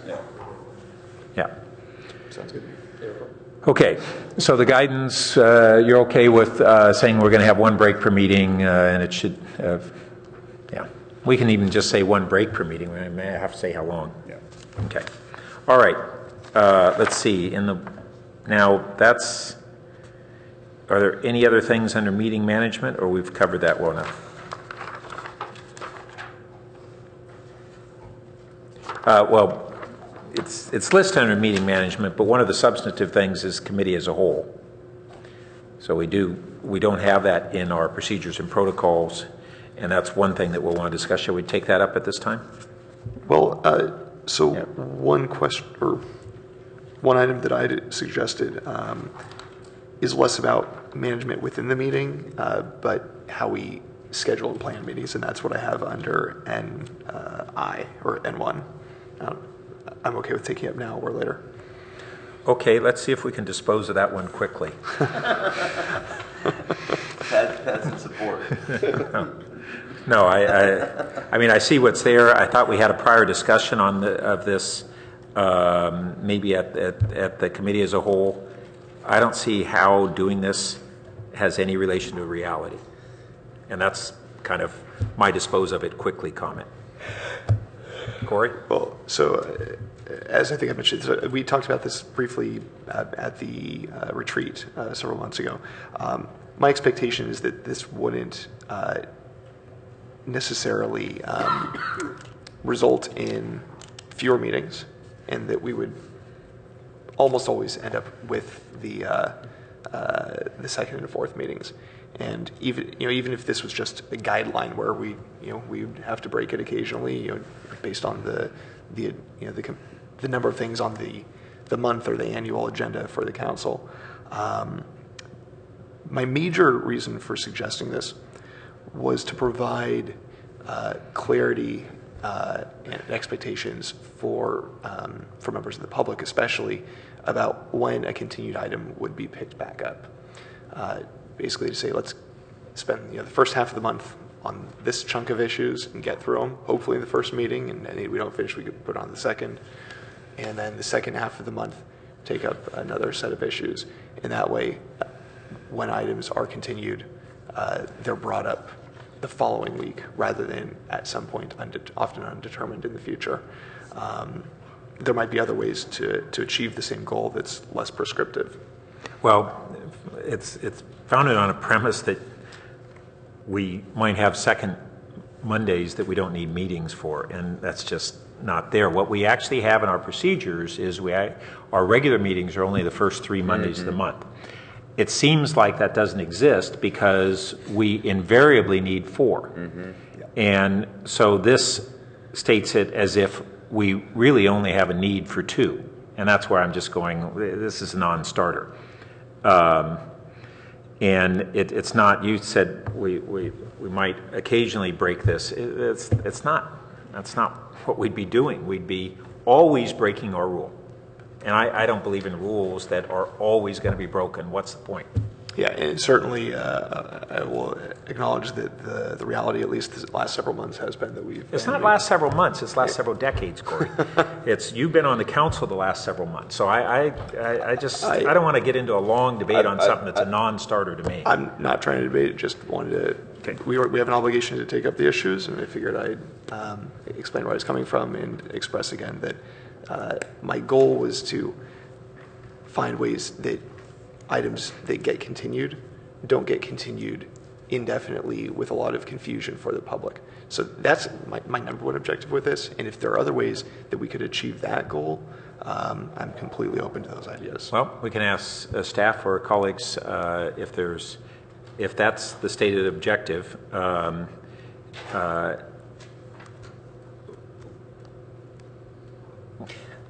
How that might be done, Mark? I mean, I think in an ideal world, at some point, hopefully in the not too distant future, we get back to only having meetings the first 3 Mondays of the month, and then that fourth Monday can be used for that purpose. But I mean, Pat's right that there's just a boatload going on right now, and so then it becomes and I haven't been mayor or vice mayor, and so I haven't totally. I mean, I've sat in on a couple of pre-council sessions, but haven't totally seen behind the scenes. But I know that it's a juggling act trying to keep everything, all the trains moving on time. And so I don't think we can, set up a system that's that clear cut as to guaranteeing when things will be rescheduled if they're pulled or that kind of thing. I mean, I think the mayor's been trying to do that to a degree, right, by having some extra meetings or more study sessions or kind of moving non-action items to other times, which I think is kind of getting to what you're thinking about, freeing up, the actual meeting to try to get through items. I don't think we've continued that many items, really. We've had kind of discussion sessions that have continued. Yeah, and when we have continued items, if when it has had a need to continue promptly, that's simply what we've done, and the city manager and the mayor look at what flexibility there is or prioritization there needs to be in the subsequent meetings agenda. And a typical discussion is which of these things are not time sensitive on next week's agenda, and they move it about, and that's just kind of how you go about doing business in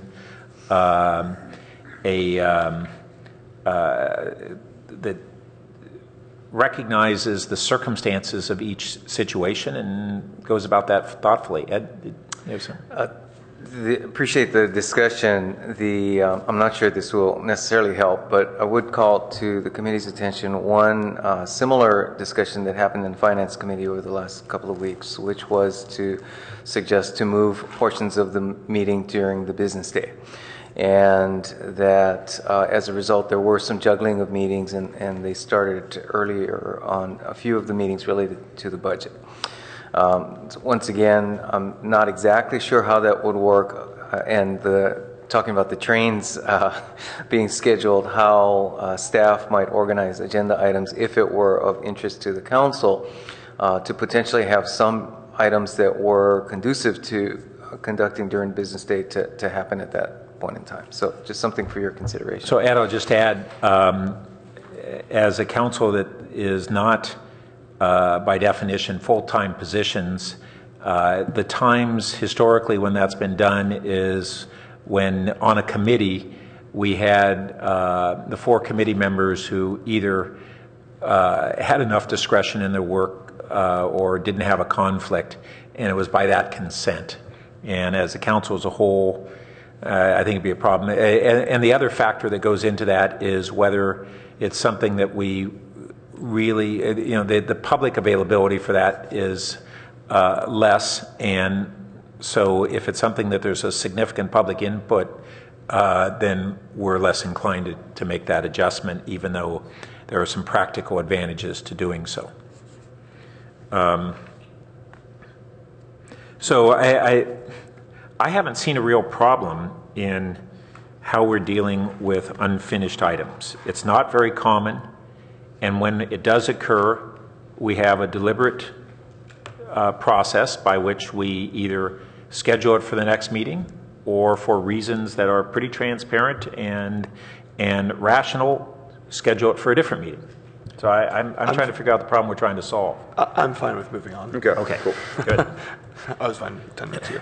Okay. So I think the next section here were things that were referred to the council as a whole. Where are you referring to? I don't think we're 2H. I don't think we're done with this list yet. Oh, aren't we? I'm sorry. Like, there's the public comment stuff under J2 and M. Also, Which section are you? still looking at the 2J2. Yeah, Yep. 2J2 and 2JM, or sorry, yeah, 2M are also kind of meeting management, both about public comment. Nis and Tom both. Okay, well, let's break those up. They're both about public comment. I think we already spoke about mine previously in the minutes. It was Yeah. a suggestion to the mayor Wouldn't be able to if cross she these wanted to try that, basically. And then this issue of whether to take public comment at a time other than the beginning of a meeting. There are some elected bodies that do that. I would say that Palo Alto's spirit has been one where we, and this is reflected elsewhere in our procedures and policies, it's to make the greatest opportunity for public participation. Moving it to the end would meet legal requirements and be less open to the public for their participation. And it kind of goes back to this, the inefficiency of democracy. And the more we're an open democracy and a greater public process, the more conflict there is with efficiency, but we have to decide what our values are. I agree. Yep. Okay, that cover it? Can we go to committees of the whole? So what I was going to suggest was maybe we look at these items that didn't make the list next, because they seem to be more for us than the committee as a whole. You're talking about the backside of the at places item? Yeah. Just to clarify, I think what Chair Burt was suggesting is before getting to the items on page 3 that are assigned to the committee as a whole, there were a couple of things relating to policies and procedures on page 1, 2, item H and item I that referred to the committee as a whole. Yeah. So the broader question is, we haven't historically used committee as a whole. This is something that the city manager had raised as a way for us to be able to address things where we want the less formal setting and conduct of a meeting that we have as a study session, but be able to take action. And so we've used it in essentially our second retreat, but it's not in our procedures and protocols. We don't have such a critter that's identified there. And so the first question is, do we think this is something that we want to adopt as a form of a meeting? And then we can go into the any particulars about it. So what do we think about having a third category of meetings other than regular scheduled meetings and study sessions? Corey? Well, one of as you've stated, one of the primary objectives of it would be to have a more informal discussion where you have more back and forth, but for the council as a whole. And so that's kind of a question of whether we like having, Right, that's the question. Right, so what's your opinion? I'll be honest with you, there have been times, kind of going back to our earlier discussion about, the sequence of people speaking in regular council meetings, there have been times in a regular council meeting when, for myself and even noticing it for others, I would have liked a little bit more informality and a chance to go back around, ask, have a couple rounds of questions. By the time I've heard other council members ask their questions, I realized, there was something important I'd never thought of before that came to mind. So, whether it's in a separate meeting or allowing for a little bit more informality in the regular council meetings, I would like separate subject. But if it was done like that if the regular council meetings were able to achieve that, then I don't think this is necessary. So. Well, that's let why me just say then, if it's done in a regular council meeting, we have to revisit the whole conversation we had earlier about restricting time and all of that. So this is part of the trade-off problem, and I agree with you. And this is part of why I was arguing for flexibility in how regular council meetings are conducted. Is that yes? We're a deliberative process, which hopefully means we're listening to the public and listening to each other. And over the course of a meeting, it may either prompt thoughts or change our minds. So I think that's a good thing. But let's focus for the moment on the concept of the committee of the whole. So we've had one. All right, let me put it out there so we can move forward. I think it's a good idea. And I think we should at least allow for that as a form of meeting that allows the city manager and the mayor to use that form where it seems to be the most effective way for the council to proceed on business. Yeah, no, I agree. I think, and my concern about all this isn't with the form of the meeting. I think it's a good form of a meeting and can be helpful, with certain topics. My concern, which I can't decide whether or not it relates to, it falls under this topic discussion or not, is just the frequency of them and the frequency of the non-first third Monday of the month meetings. Because I'm happy to just throw that out as a general concern, and then if it comes up later on, I'll bring it up. Or I don't know if we meant to be talking about the frequency of these as well as the benefits of the form of the meeting. I want to make sure that we don't use this as just a fifth and a sixth and a seventh council meeting of the month. Okay. So I didn't. Tom? So we had a meeting of the whole, and we're saying that it was not defined essentially. Yeah, which is odd. And I'm looking at the rules on committees, and the ad hoc committee specifically says it's less than a quorum of members. So I guess, was it really just a special council meeting that we had? It was. Legally, yes. It's a council meeting. Okay.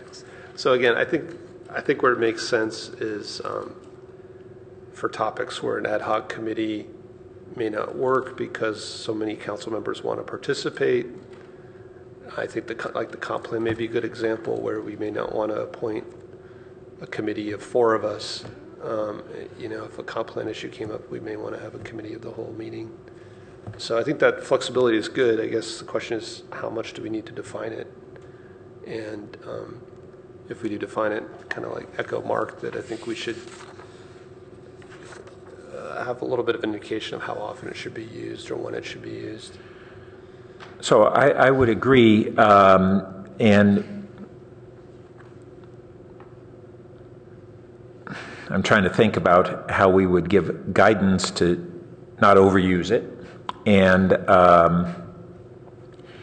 this, just like a study session, it can be on the same evening as a regular council meeting, but it allows. We've had a lot of times where we have study sessions, and we go, well, we called it a study session because we wanted to be able to dig deeper and have the informality of probing into a topic, and we can't take action. And what we've done often is saying, okay, then if we could foresee that may happen, that we may want to take action after a study session, then we schedule in succession an agenda item on the topic that was in the study session. So it gets broken up.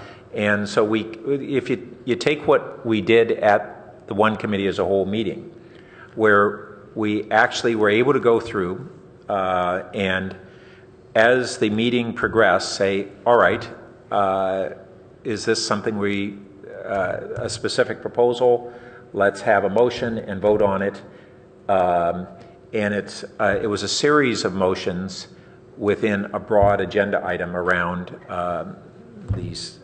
In fact, it was how we got referred a bunch of these.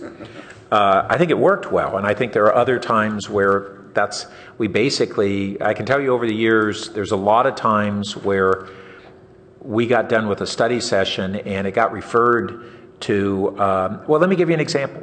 We had a joint meeting with UAC, and we gave 5 directions that we wanted to see the UAC pursue this coming year. But it was a study session, so we didn't actually take any votes on them, even though if you look at the meeting and review it, there was strong consensus on the council on all the items. There was almost no dissent. It went back, and the UAC thought that they had guidance from the council to proceed. Staff said no, there was no vote taken. There's no such guidance. And so that's a good example of how we might, it might be a little more awkward when we have a joint meeting, but it does give an example of how we have study session-like meetings where we want to be able to take actions. So I think there's a lot of good language in the language around ad hoc committees that we give us the page and stuff. Page. Share the right packet. I'm looking at it. It's page 26 of protocols and procedures. Yep. Okay. But things like, it's a limited basis where necessary to study city business in greater depth than possible in time allocated for a council meeting. That the mayor would decide, I guess, when there was a committee of the whole. And the difference here is that it's all members instead of less than a quorum. So I think if we just directed staff to kind of model it on this, change it where it's needed to be changed, that would accomplish it. Does that sound good? Sure. Great. Thank you. Pardon me? Sounds okay to me. Okay, Yep. good. Obviously, Brown Act would apply, so that would be one of those things that staff would remove from that language. Molly, that sound good? Okay, great. Okay. Before we go to the Add Places memo, do we have any other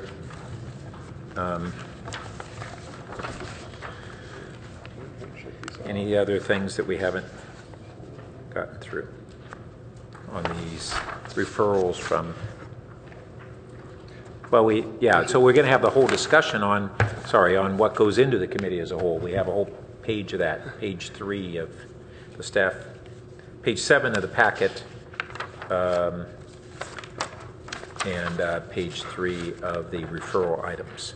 So I think that I've been trying to just check these off as we've been going through them. The only one I don't know if we've addressed was Schmid's item 2G, give council periodic agenda item to make comments on council agenda priorities. And that's on page 5 of the packet. Well, we do receive from the clerk the upcoming agenda and then those things that are a list of future agenda items that no meeting date has been set for. Correct? That's correct. And then there's also another one that I'm sending out that now lists the action items and study sessions. So I don't see what prevents council members from doing exactly what Vice Mayor Schmidt is asking for. Yeah, I'm just trying to put myself in his shoes, which is very difficult, but I guess I wonder if maybe he means you're referring to our annual priorities, a periodic chance to have maybe a study session or a committee of the whole or some agendized item to discuss maybe how we're making progress towards those annual priorities. I wonder if that's what he means. Which letter again are you referring to right now? G.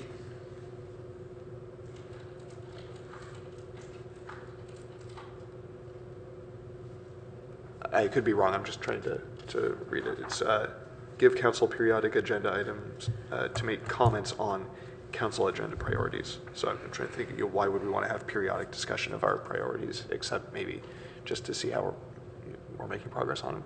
I don't know if that's... I'm trying to think through that. But I could be mistaken in reading into it. So I guess the question is, if we individually mail in questions or comments from the upcoming agendas the clerk sends out, is that really the same thing as having a periodic discussion of are we spending our time on the right things? But I don't know. I think that's what he's trying to get to. Like a mid-year review, halfway, maybe after the break, check in and say, how are we doing on the agenda items or on our priorities that we set during the retreat? Okay, so I'm not sure I'm sold on it, but that's kind of I'm asking, a separate question whether that might be a good practice. Is that something that a council member raises at council comments and says, "I'd like to ask this to be agendized," or do we put it into our regular procedures and protocols?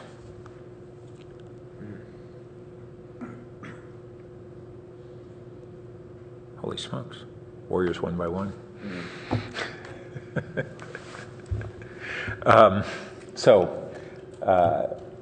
What are the thoughts? I'm not yet convinced that it should be in procedures and protocols.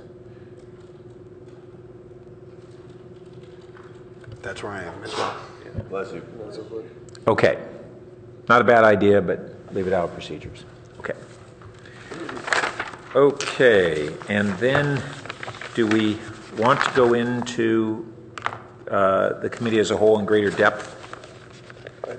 Maybe Tom is right that we should address these first.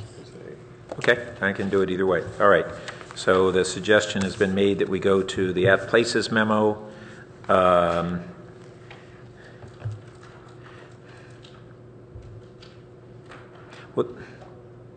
Most of these are not council policies and procedures. These are not changes. So we're going to go off topic here if we do that. I'm okay. I mean, we can. It's informal enough. But these are not. These are things that are specifically not in the procedures and protocols. Chair Burt, that is correct. That's why they weren't in the original staff report. And then in conferring with the city manager before we brought the item on the 8th, he said that we better bring them because they were brought up at the retreat. All right, so let's put those off until the end because they're just out of sequence. and So discuss. where is something like the revolving door policy? Wait, we're going to talk about that later.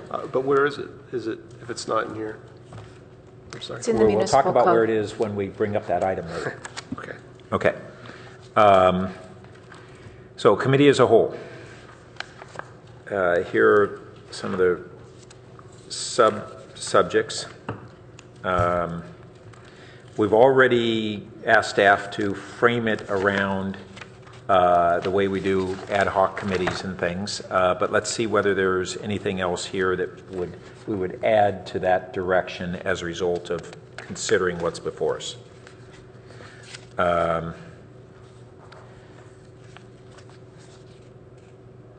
So 1A sounds specific to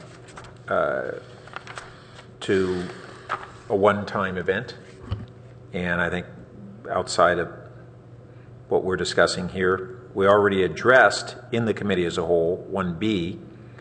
That does need to come back to the council. I don't know, some of these things that were, I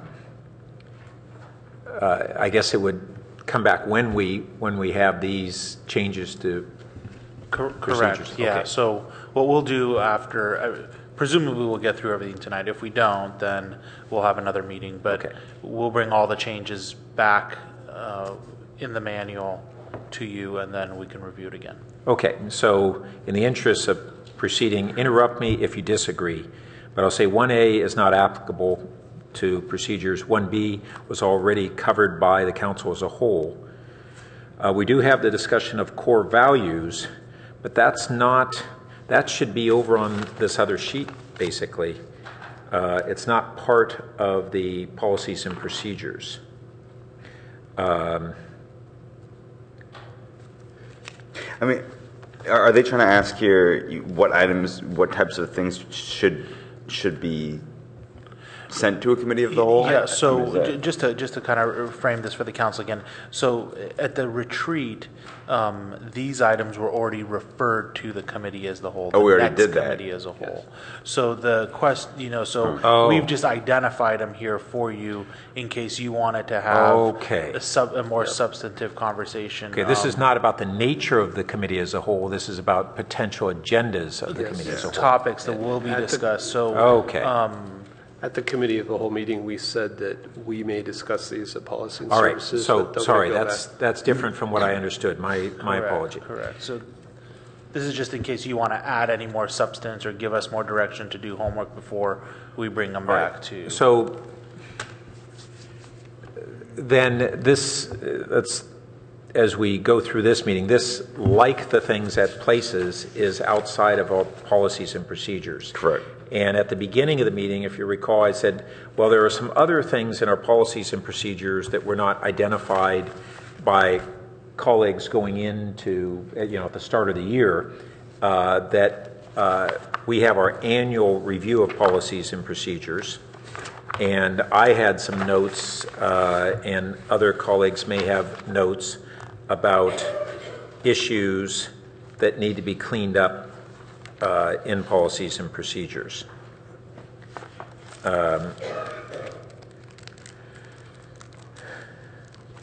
So I think at this time I'd like to go into any other recommended changes to policies and procedures, and if possible do it sequentially as we have them in the existing policies and procedures. I have some notes, but others can proceed first if they have any. Can we just go through the pages and then you speak up when you have it? Well, I thought we at the last, I'm trying to remember at the last meeting whether we did proceed that way sequentially or not.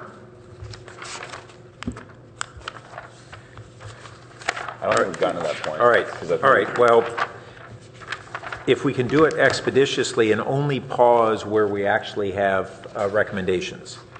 So, page 1, 2, or 3, anything?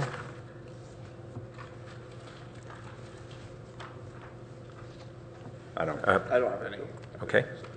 I have something small on page 5.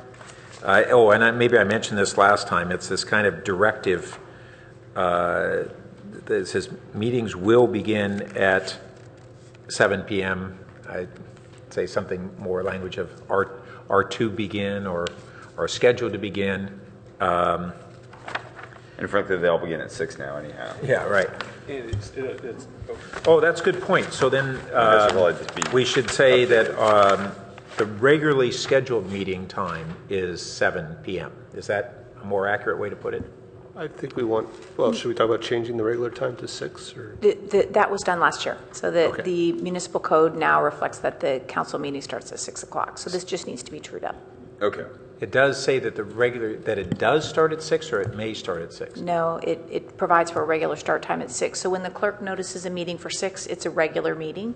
When she notices it for 5:30 or 5, it's a special meeting. But what That if we was an don't start ordinance it the at council 6? passed. Excuse me? What if we don't start it at 6? What if we start it at 7? That would be a special meeting also. That's a special meeting at 7. It is now. Just like 5 or 5:30. The council passed an ordinance last year because for more than a year, every meeting was a special meeting starting at 6. So the council passed an ordinance providing the regular start time would be 6. And as you said, this just needs to get cleaned up to reflect that. Great. Okay, The so municipal code trumps the procedures, but the okay, so procedures we should be need aligned. to just reflect that. Say the regularly scheduled meeting time is 6 p.m. So just to add on to that, when the municipal code was updated, the clerk did update the procedures with some minor edits, but we haven't brought that forward pending this conversation. So if you look in the next paragraph, it's been changed to the sentence that begins with, "It is city policy to make every effort to complete and distribute agenda and related reports by the preceding Wednesday." It's now been converted to Thursday, 11 days prior to the meeting. Yeah. Okay, So great. that's been updated as well, too. And I think it might be useful to not only say that the regularly scheduled meeting start time is 6 p.m., other start times will be listed as special meetings. I mean, maybe it's clear enough elsewhere, but this might be the appropriate location so that it's just in one place it says what Molly just described. Perhaps that would that go under A or would it go under B, which is special meetings? Yeah. Just to say, any meeting starting at a different time. Yeah. It could, You either way. You certainly could say that. That is what state law requires, but you could repeat that here if you'd like. Yeah, that clarity might be useful. Okay. Now, just a note under C, which is our study sessions, it says it's intended to encourage in-depth discussion. Now, what we do have sometimes is direction that, and moderately frequently, because they're typically 1 hour, is say you'll have one round of questions. And my point is that seems to be in conflict with the stated intention of study sessions. And we lose that ability to have discourse and follow-up questions. I actually think that it doesn't mean that we have to change this. I think it's one of those ones where we need to reflect on abiding by it. Mm-hmm. I also want to say that it says it's in an informal setting. Well, some are on the dais and the setting's not any less formal, so that probably needs to be changed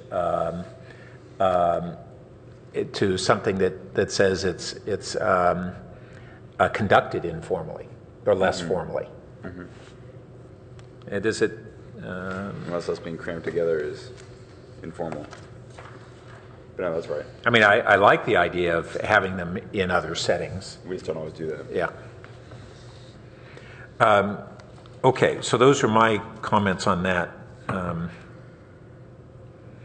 And I guess down E, a new E would be where we put in committee as a whole. And then on 2.4A, it says attendance required. Just maybe that's okay. I don't know what the consequence is of not doing what's required. May levy fines. I mean, this is so vague, it's fine. Yeah, maybe it's fine the way it is. All right. We already got through the telephonic discussions at our prior meeting, so that, I think, takes us all the way over to... Can I actually just ask a quick question? You mentioned under 2.3E, add a section on committee as a whole. Tom was talking, or when we were talking about committee as a whole earlier, we were looking at maybe adding it on page 27. Do we want to do that in both places? Yes. Well, potentially, yeah. Okay, that's fine. Just wanted to clarify. Thanks. Yeah, and this is kind of a much larger project, which is part of what I brought at the outset at the meeting. We still haven't defined what a policy is versus a procedure or a protocol. And I think that is something we should yet take up because what we have is a hodgepodge of things that, as I stated at the beginning of the prior meeting, that I have always interpreted the first section as the procedures being more directive, and the second section of the protocols as being more guidelines. But even the directive one is not legally binding in any way. But we have no introduction that even attempts to describe the difference between a procedure and protocol, even if those descriptions are not legally binding in some way. So I think that's one question. Do we mean for the procedures to be more prescriptive? And if so, do we want to ask staff to come back with suggested language that we can weigh at a wrap-up meeting on this? That's for Tom? I don't know, Smart, were you going to say Mark? anything? no. I think we had this discussion last time. I was kind of happy with our city attorney's description that, I'm just looking at the minutes here, these aren't, the terms themselves aren't legally binding. I think there was an intention in the document, but I guess it doesn't bother me the way it is. Well, why do we have two things then? Why do we have procedures and separately protocols if they aren't different? I think we kind of use the terms interchangeably. I mean, I know there's the two sections, but... Well, I would say they really are different. Without the distinction, we start using them interchangeably, and that wasn't the original intent, and I think that there are differences. And if there is no difference and we're just using them interchangeably, they should be one, not two. Corey? So, and I don't know if you want to take that up, the task of trying to define them this evening or not, but perhaps each of these, the section on procedures and the section on protocols, could each begin with maybe a short preamble or something explaining, in this section we will explain the city's fill in the blank, either the city's procedures or the city's protocols for the purpose of XYZ. And I don't know if we want to get into the definitions tonight or not, or do that at our future meeting. No, what I was suggesting is that staff come back, if we give them a framework, for them to come back with language that we can review at the wrap-up meeting. And the framework that I would suggest is that procedures are more directive and protocols are more guidelines. Not that simple of a description, they'll probably have several sentences, but along those lines. And if you look at the content, it aligns roughly with that kind of, and I'll tell you the other thing is that I have a recollection from a decade or more ago, maybe 15 years ago, listening in to council discussions around their updates, and they were along the lines of what I'm describing. And because it was never codified, we've lost sight of it. And we start saying, well, they're interchangeable. Well, that wasn't why there were two different sets of guidelines. They weren't interchangeable historically. We don't have to make the decision tonight other than perhaps to ask staff to come back with some perspective language, and then we can decide whether we do want to go forward with even such a recommendation or not. But in the interest of moving it forward, I'd recommend that we ask staff to at least give us some draft language, and then we can consider it. Sounds okay to me. I'm fine with that. Okay. Okay. And would we want to suggest that staff do that as a preamble to each section? Just That's what that would be the right place. Great. Okay. All right. Let's see. So where do we leave off? We had gone through telephonic conversations as well as on page 8 discussions about meeting closure time. And I had a note under council comment.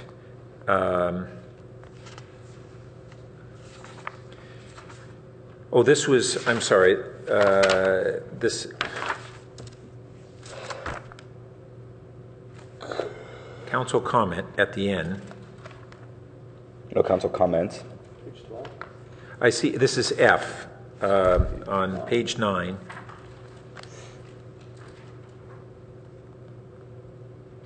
So this is under consent calendar.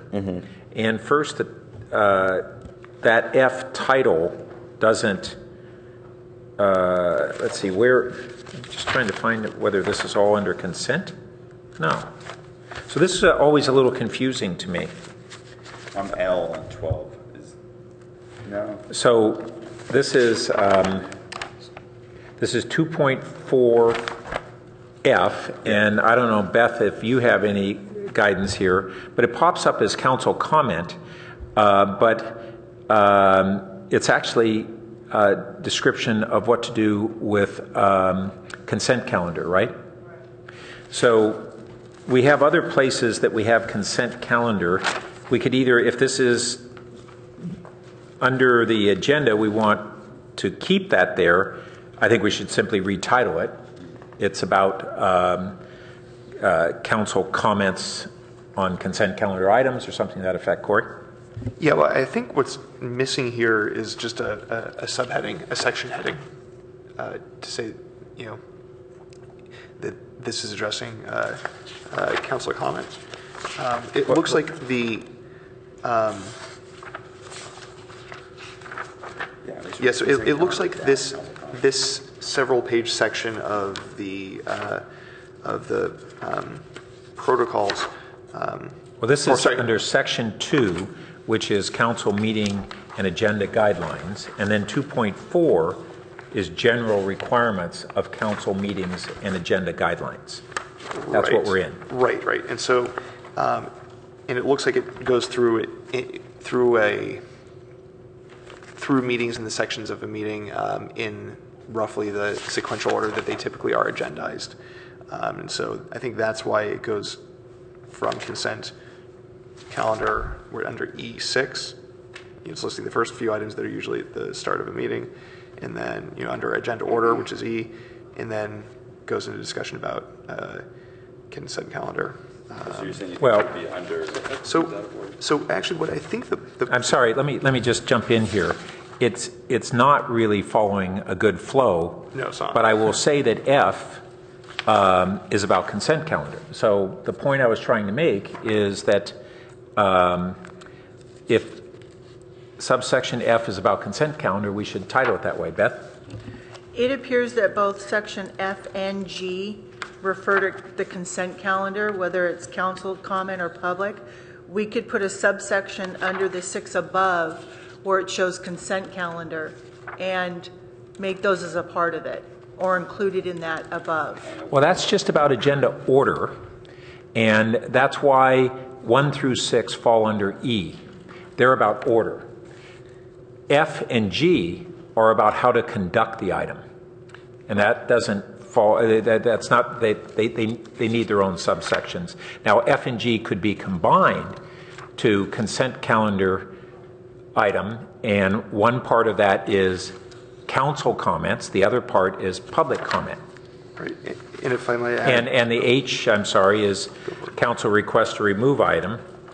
and the whole next page is Hearing, consent also. yeah. So, yeah, I'm sorry, as I'm going through it, we need a whole section on consent, and then these become subsections. Right. And so that's what I was getting to earlier. There's that. Now, the way it was currently formatted, it looks like it was inserted in the midst of the agenda order, and that's why the agenda order ends here with consent calendar. It doesn't include action items or public council member comments. So those get picked up as, item 7 on page 11. Okay, so intended let's to be- just take what you said, and it does seem that under E, the balance of the agenda order should be included there. And then we have a whole section on consent calendar items, and I do have a couple comments. So before we leave consent calendar items, if it's okay, I'd like to hit that.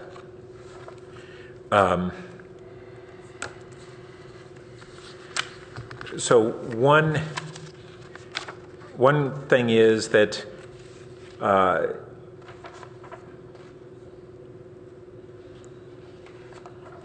the mayor, we always say the mayor has the option of allowing the testimony prior to adoption of the consent calendar. Do we simply want to change that? Are there circumstances where we don't want to allow the public to speak until after we've removed items or voted on them? It seems like we would, the mayor has been doing that, and I think it's a good practice. If the public's going to speak, it should be before we take action rather than after we take action. And I'm seeing the city attorney give agreement.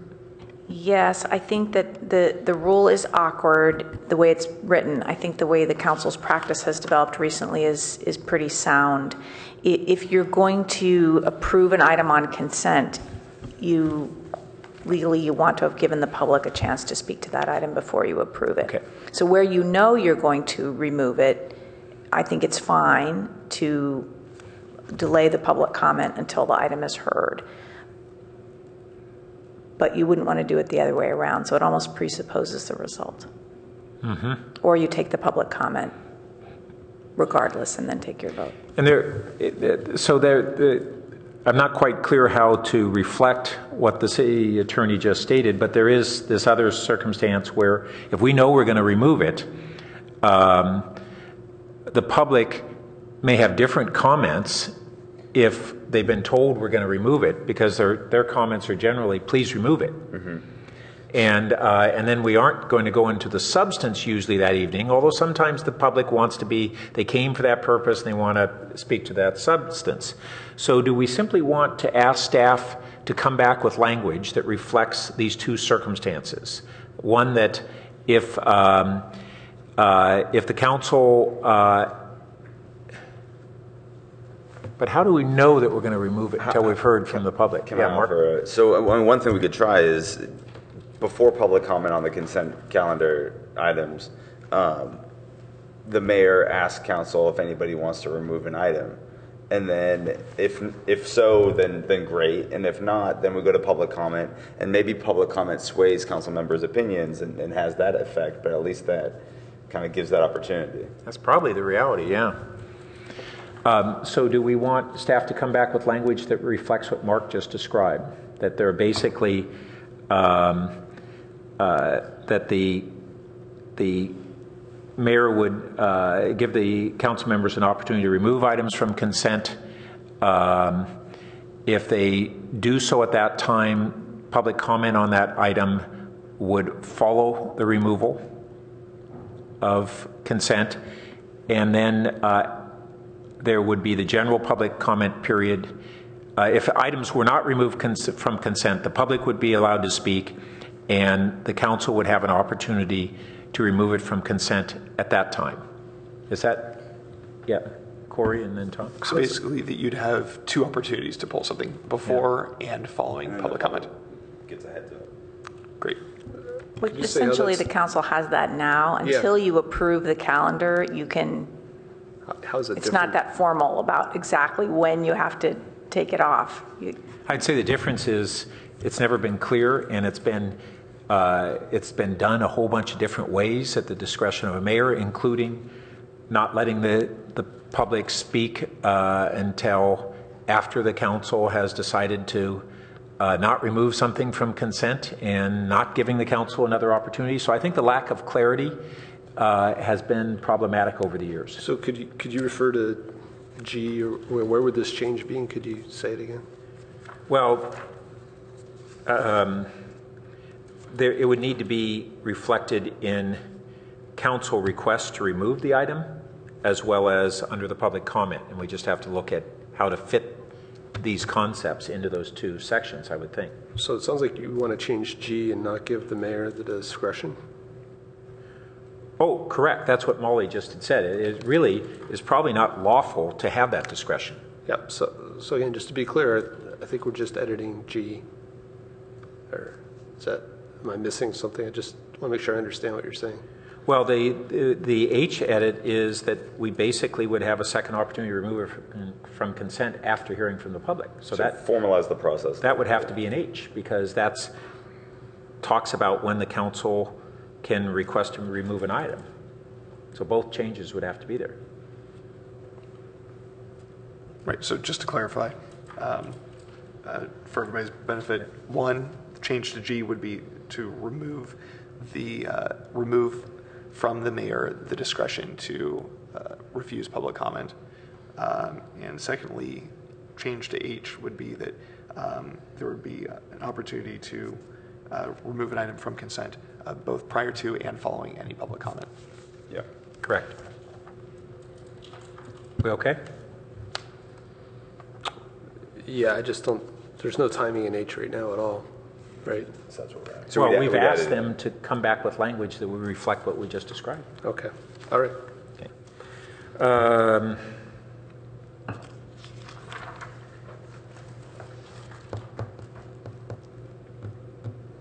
I don't know why I have some other note here that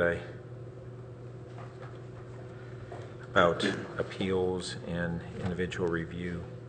Oh, yeah, I guess that was a placeholder to remind me about whether we want to have any discussion on changing any threshold for individual review. For appeals, oh, that's right. There was some discussion, maybe this was even at the either retreat or the committee as a whole, about changing thresholds, how many council members would need to concur with pulling an IR item from consent. And we didn't change anything, did we? I don't believe so, no, council member. And so just to inform folks, there are various requirements in this regard that are in our municipal code, in the zoning code, and in other places. So the procedures and protocols are not complete, and the code really is the last word on these particular types of appeals. So that's where the IR requirement is. Okay. And you gave that guidance at the beginning of the last meeting that some of these things, if they're really, they'd be most of all a recommendation of the council to change the municipal code, and if that occurred, then we'd track it here. So I don't know whether we want any consideration at this time, because it's really most of all, maybe belongs more in that other bucket list that we're going to hit later. There's no point in talking about a protocol change if it's really a muni code change. I've got something. Corey? I've got something to say, but I'll let Cash go first. Yeah, just, it's item number 2 on the At Places memo. Ah, thank you. Yeah, and that's, that was fast. yeah. Okay. And so I was just going to ask that staff, that we do give direction now to staff to provide clarity in this document that we're editing for whatever the thresholds are, whether they get changed or not, that they should just be very clear here. A good point, so that the procedures and protocols reflect what's in the Muni Code.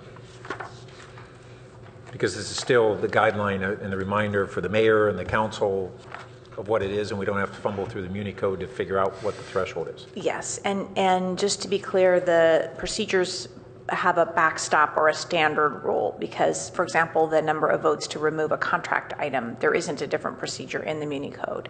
It's whatever you have in your procedures. It used to be 2, now it's 3. Okay, great. Can I ask, Yeah. sorry to interrupt, but ask the chair, do you have a sense for how late you intend on tonight's meeting going? It's 9:20. Yeah, not past 10. Okay. Yeah. Okay. 12, near the top, third, I'm sorry. Oh, I was actually just going to highlight for staff that of those items that we kind of want to maybe relocate under, or this is, I guess, a question, as we try to consolidate and complete the agenda order on page 9E, it looks like item 7 on page 11 is one of those. Actually, it looks like all of these are.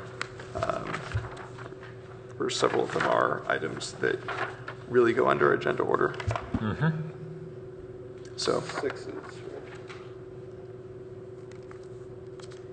Now, so they may be place both locations, one to simply talk about the order, the other to speak about the substance of. I think it's just a formatting error. The 6 and 7 on page 11 really belong under E. Is that correct? Well, so my point is they also belong under E, but there are two purposes. One is to simply list the agenda. But they're not consent calendar categories, which the other items not listed. They definitely don't belong to Well, actually, the list it's this list. No, I'm talking about here. Right, but what I'm saying is there's a formatting error that leads to this list being here. Right. I think So 6 E is here the agenda order, belongs over here too. and Look at 6 and 7 on here and here. Don't track that. oh, I see. J. So at the top of page 10, well, J, I see it's all under J. Which is consent calendar. 6 and And- 7, J, don't belong Yeah. there. 6 and 7 are K and L, right? No, I think they're actually, Or, I mean, a new reordered and So that's why I'm saying I think that they are items, I think they're actually 6 and 7 from list. E. Actually, they're Or 7 and 8. they would be 7 and 8 for 'Cause there's no list substance under under E that. on page 9. This is the formatting complexity. And is there somewhere else, I assume there is, under action items where we go into all the details, right? You hope so. Yeah. So that may be that they are, Yeah, the way they're listed there. and the same thing is true of items L and N, as in Nancy, on page 12, I think. Well, but those have substance under them. Right. So that's more than just. Yeah, because action items have a whole section about how we conduct ourselves under action items. So Although here that it's must just- be, I'm just trying to relocate it where we go into the discussion of action items. I mean, that's much of what we're doing. I'm fine with just asking staff to clean up the formatting and just Yeah, let so you guys figure it out. maybe Just doing it I until could throw a 10 right now. suggestion to the committee is that, when we do this, we'll probably most likely benchmark other agencies' policies and procedures, look at best practices, look at some of our professional associations. And so we may provide some staff revisions to the whole document to align with that. And so maybe if the committee wants to focus on some of the more broader policy, substantive stuff, some Yeah. of that stuff, and Okay. we'll deal with those. So it does seem that J 6 and 7 are actually belong to be part of E. And then elsewhere, at least action items needs to have its own section. I don't know whether agenda changes, additions, and deletions, whether we have substance that maybe we'll find that as we go through it. Okay. So then I'm at the top of page 12, which is about council matters, and this, I tend to think it should have its own header about colleagues' memos. this is actually all about colleagues' memos, that first paragraph. Actually, 2 paragraphs. So we call it K, council matters, but it's colleagues' memos, as I dug into it. And then, so I think that's just a retitling issue. The entire thing. Yeah, 3 paragraphs. So you're right. Or 2 paragraphs. Technically 2 2, paragraphs. But as I looked at it, there are a number of things.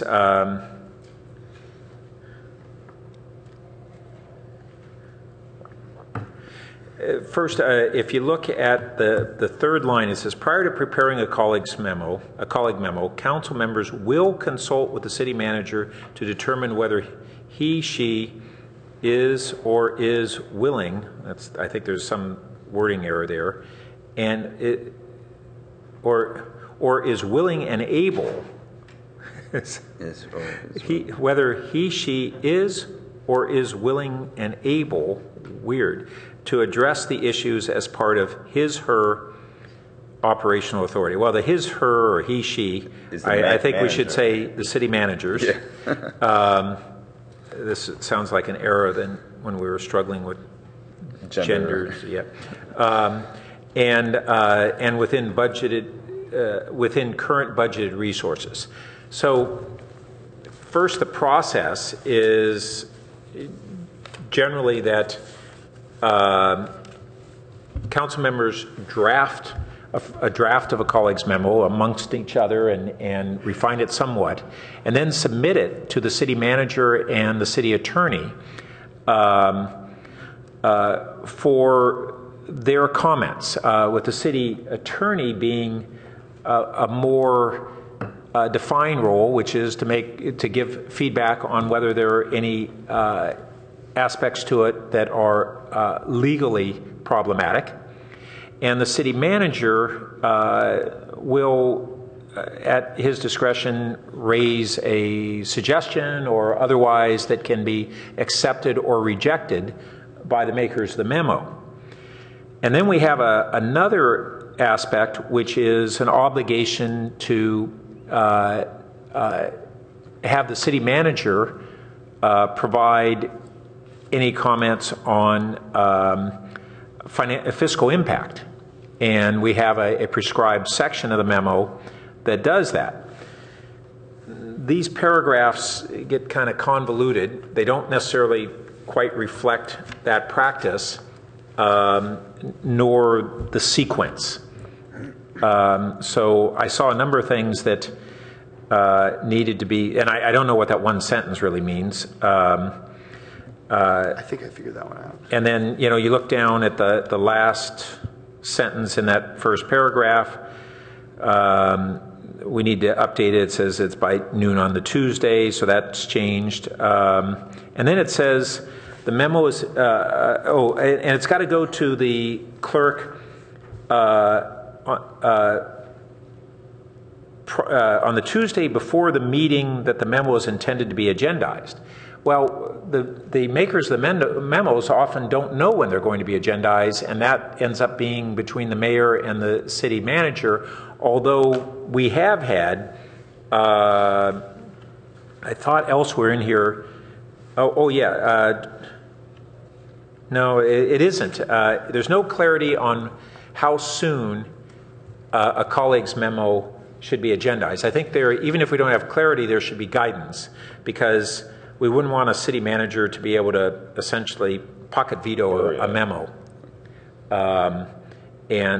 So I think there should be some guidance that it will be as soon as can be practically scheduled in the agenda. Something to that effect. It doesn't say X weeks, but Tom? I think it says within 2 weeks. That's after when we first get it. So that goes into the next area, which is what we do when it comes to the council and whether we refer it to a standing committee or go into a deeper discussion. And that doesn't reflect the way we do colleagues' memos either. Mm-hmm. So somehow the practice has drifted away from what's in this procedure by quite a bit. So do we think, so I guess the first question is, I mean, is current practice better than this? and I'd probably argue, yeah. I would too. I think we've morphed into the right current practice, and we never had the procedure track the practice. And then should we just give general guidance to staff right now of just draft a new section that reflects current practice, with the caveat of, there being some mechanism to make sure that there's a general time frame within which it'll be initially agendized. And does that kind of cover it? I think so. You might have other good points that you wanted to. That I think covers it well enough for me. That okay? Corey? Yeah, I was just going to say that I agree with that direction to staff. And as far as that one sentence, I think the idea was that prior to bringing the colleagues' memo to the full council, that you'd find out, is this going to require additional budgetary assignments, as you referenced? Well, so there's operational authority and current budgeted resources. Right. So basically that way staff would be prepared to tell the council when the council considers it how substantial a change would be required. But that's in our current practices. Right. But this actually says prior to preparing, and I think our current practice is prior to submitting. Yeah, kind of during preparation of. So the preparation process involves the colleagues going through their few drafts. When they think it's close enough, they ask the city manager and the city attorney for their input. And within that input is, if the city manager says, you can't ask me to do that, I don't have operational authority to do this, or, it's not a question of whether it's in current budgeted resources. It's asking what would be the budget impact. Well, I think that there actually might be a good question here, which is, do we want to encourage or direct council members to come very early on to the city manager so that they have a sense of whether, maybe what they're asking for, maybe they weren't aware or didn't realize it's already being addressed or is already covered. And also that way, as they go through iterations of putting a draft together, they have early. Well, I don't think we want to prescribe it. I would say that, we typically have at least 3 council members drafting. Hopefully among those 3, they have at least one who has a sense of the operational authority. Whether it's we don't have an issue of whether it's within the current budgeted resources. It's really what would be the financial impact of it, because the policy can drive budget decisions. And so this, as it's written, basically is saying if it's not within the current budgetary discretion, you can't bring it up as legislators. Well, I'm not sure it necessarily does say that. It might just be that when it does come up for discussion, that's one of the things that everybody will be prepared to discuss. Let's just make sure the new one reflects. Yep. Yeah. Yep. Okay. Let's see. This second to last sentence it says, to the extent possible,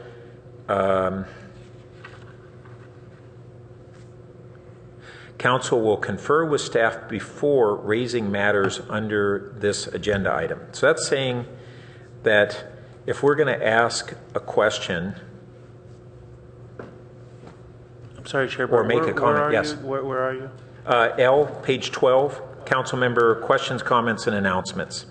If I read this correctly, it's saying that we're being told, and this is not something I've observed in practice at all, that we're supposed to be, in advance of a council member question or comment, we're supposed to confer with staff in advance and before we raise anything at council questions or comments. I've never seen that in practice. Molly? Thank you, Chair Burt. So when I read that, I thought that that might refer to a dynamic that doesn't typically happen with this council under this agenda item, which is really a very specific question of an operational nature or a concern about something that's going on where maybe the city manager would have needed to be prepared in to address the item. This council tends to use council questions, comments, and announcements more to announce activities that are fully within your control that you've been doing in the community and you want to share with the public and your colleagues. So if we have that potential contingency that you just described, maybe what we should do to say, if a council member has a question of this nature, they should do the following. Does that seem reasonable? Corey? I think that seems reasonable. I would also suggest that the issue of oral colleagues' memos or raising an issue shouldn't be lost here. And we might want to provide a little bit more clarity. Not that we necessarily want to encourage the practice of oral colleagues' memos. Well, let me just pause here because your point's well taken, except that I think that maybe elsewhere we may have reference to that the ability to agendize items by two council members under council member questions, comments, and announcements. Because I'm pretty sure it's somewhere else in our procedures and protocols. So let's put that as a placeholder, and maybe we need to consolidate those. But I believe that it is elsewhere. Okay. And I can't recall where. I missed it. Okay. Okay. And then under closed sessions, we now have to take a vote. That's not reflected there under M. And then I saw under O2, I don't think that reflects how we do it. When a regular meeting is adjourned to another regular meeting night, all unfinished items will be listed in their original order after roll call. We don't do that.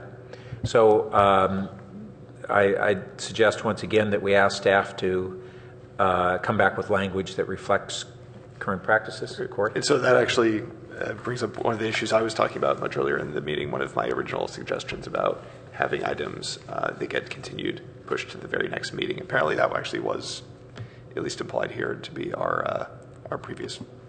I actually think that this was just drafted to track the Brown Act, but it doesn't reflect this council's practice. And I think this council has the practice that it wants, which is that when items are continued, there is a prioritization, and the chair and the city manager and the clerk work together to juggle and sort of get it right, as opposed to do it in a rote way, which might not reflect the priorities.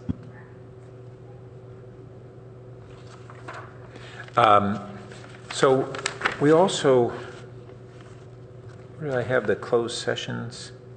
Oh, so I see that we have closed sessions under M, and then we have it under S.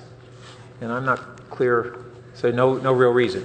So that needs to be cleaned up so that we have one section for closed sessions. Okay.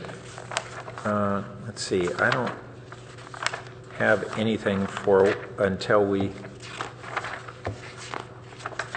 I get over to page 23. Does anybody, or maybe further? I don't think I have anything for quite a ways. Anybody else have any in the subsequent pages? I don't. Let me, because I just check one thing, because I had made notes in a prior iteration of this, and I just don't want to skip anything. Okay, so I'm all the way over to page 36 before I have anything else. I don't want to run past if anybody else has anything. Packet page 36 or protocol? 36? Protocol page 36, which is the work of standing committees. One of the things that is actually already in the protocols but has been somehow misunderstood is that this notion that if something comes from a standing committee unanimously, that it will necessarily be on the consent calendar. And in both 3.6 and, it was just 3.6, it says that unless otherwise recommended by the committee, mayor, or staff. Now, we had talked about that we've done that as a committee, but the mayor or the staff, and I don't know whether that staff ought to actually say city manager. I think it should. Okay, Molly agreed there. Maybe city manager or city attorney. Not that with our current executive team that would ever be a conflict, but Are there times where something might maybe want to, at your discretion, want to come off of consent that was unanimous? It seems like a very remote possibility. But throw it in there because we wouldn't want to preclude that if you thought it was appropriate. Right. I wouldn't be precluded from speaking up if I thought it was appropriate, but I guess it's fine to add it. All right. So there was a question. Yeah, Tom? So if we're going to change that, I think back on page 11. No, I think 11 captures what you want, right? Item 4 on page 11.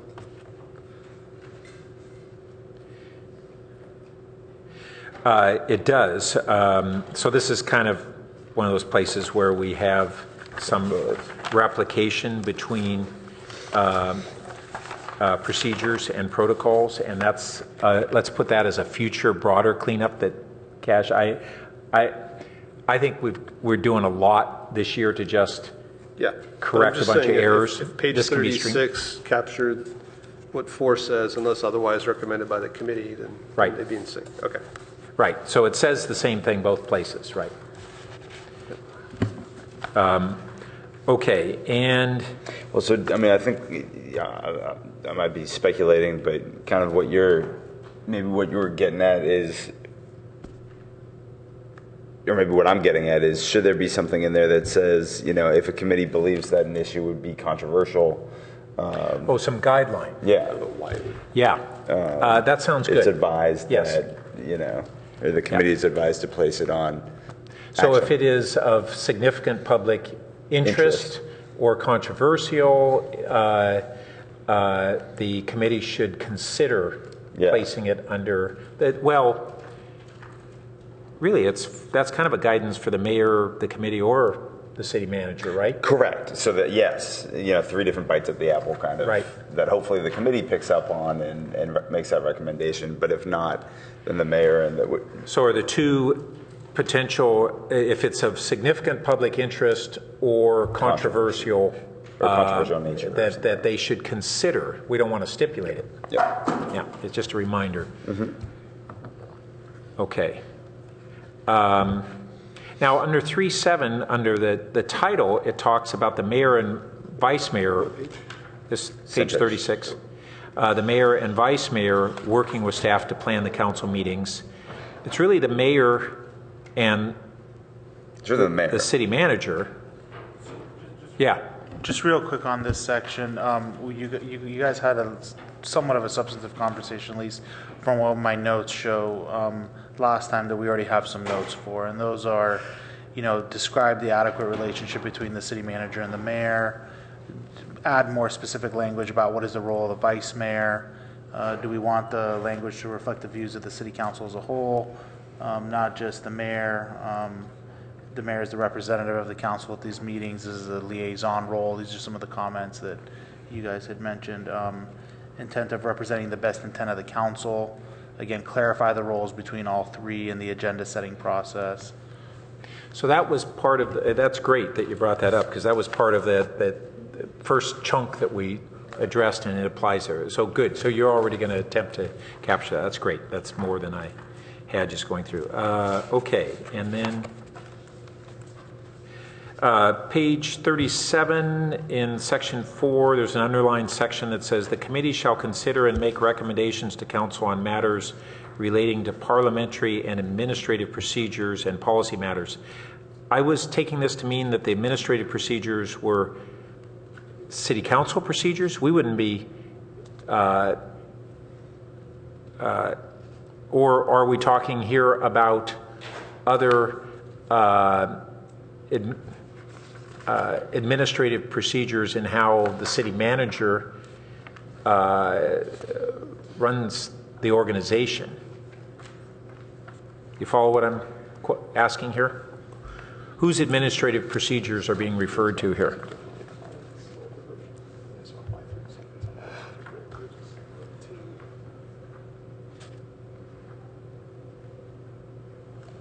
I mean, there are a whole bunch of administrative procedures internal to the organization that we as a council, I can't remember when and how we ever wade into those. Is that part of our purview? Well, I don't want to certainly speak for the city attorney, but I would say that it's a good point. Probably we need to look at it, and when we bring it back, we could we can bring further context.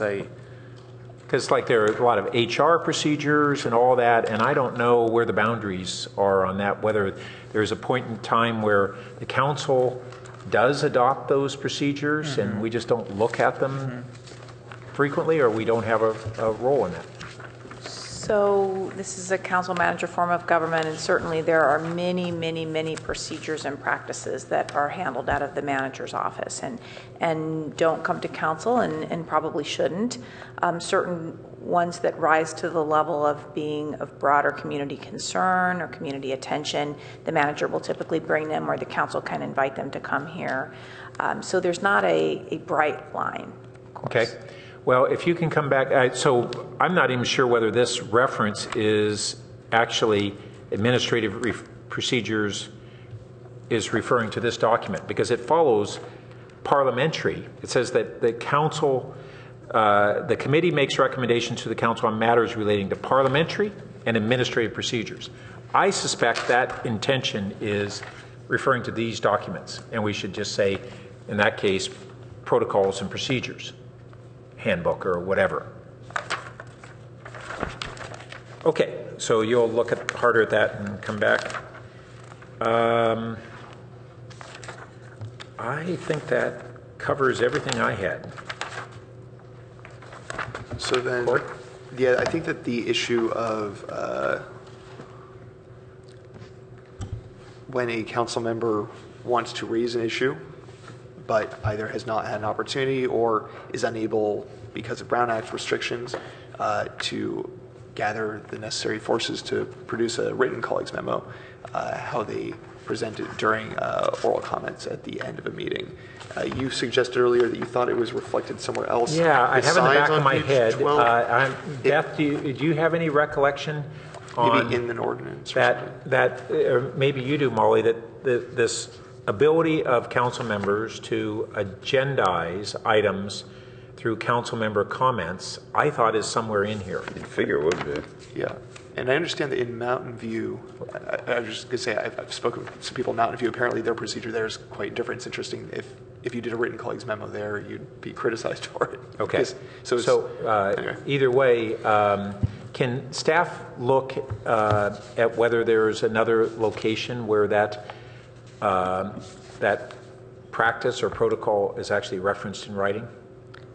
We certainly can research that. It's my recollection that it actually isn't, and that the written colleagues memo is the form that this council has historically used for council members to initiate an item onto the agenda. I got in the back of my head that differently, that there is a place where it says that you can agendize, and it's actually pretty specific, and it requires, I don't think I'm making this up, it requires that it actually come on the next council meeting.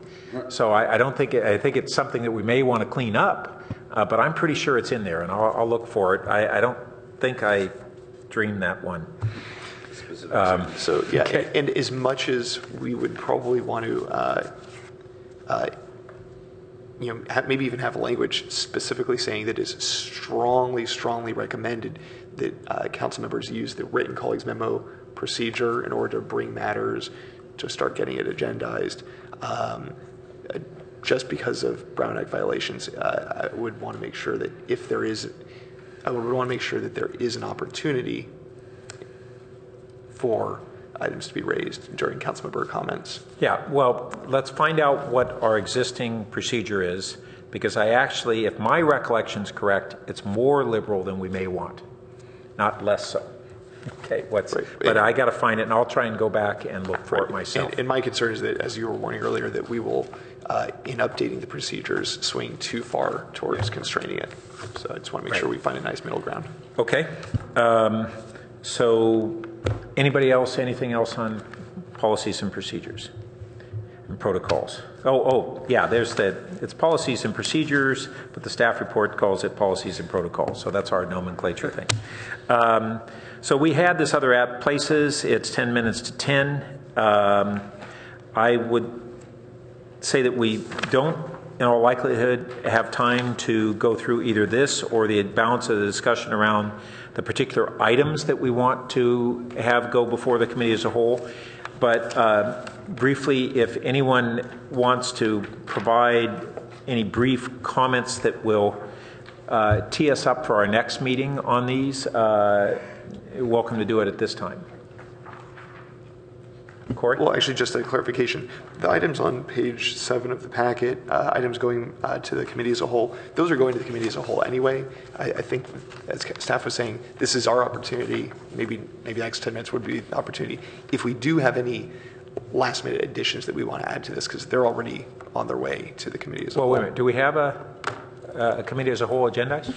You don't have a committee as a whole as agendized, and if I may make a suggestion, what we can do, since we are done with the handbook, is we could bring a smaller staff report that just kind of highlights the items on page 7 and the items on the app Places, and then the committee can have a conversation just about those, and then we can.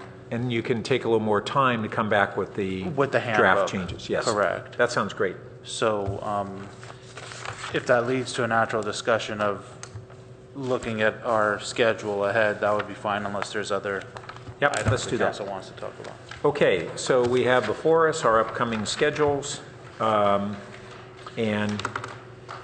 so on the 9th, we are teed up to talk about Project Safety Net and the colleagues' memo regarding the strengthening the engagement with the neighborhoods. It's pretty much a copy and paste to bring the remaining items from tonight to any future meeting. I don't know if PSN and the colleagues' memo are substantive, and you want to wait to bring these items back. But I'm pretty sure we could turn the remaining items of tonight around pretty quickly and bring them on the 9th as well, if you want to do that. I would say it doesn't hurt to agendize it, and if we don't get to it, we don't get to it.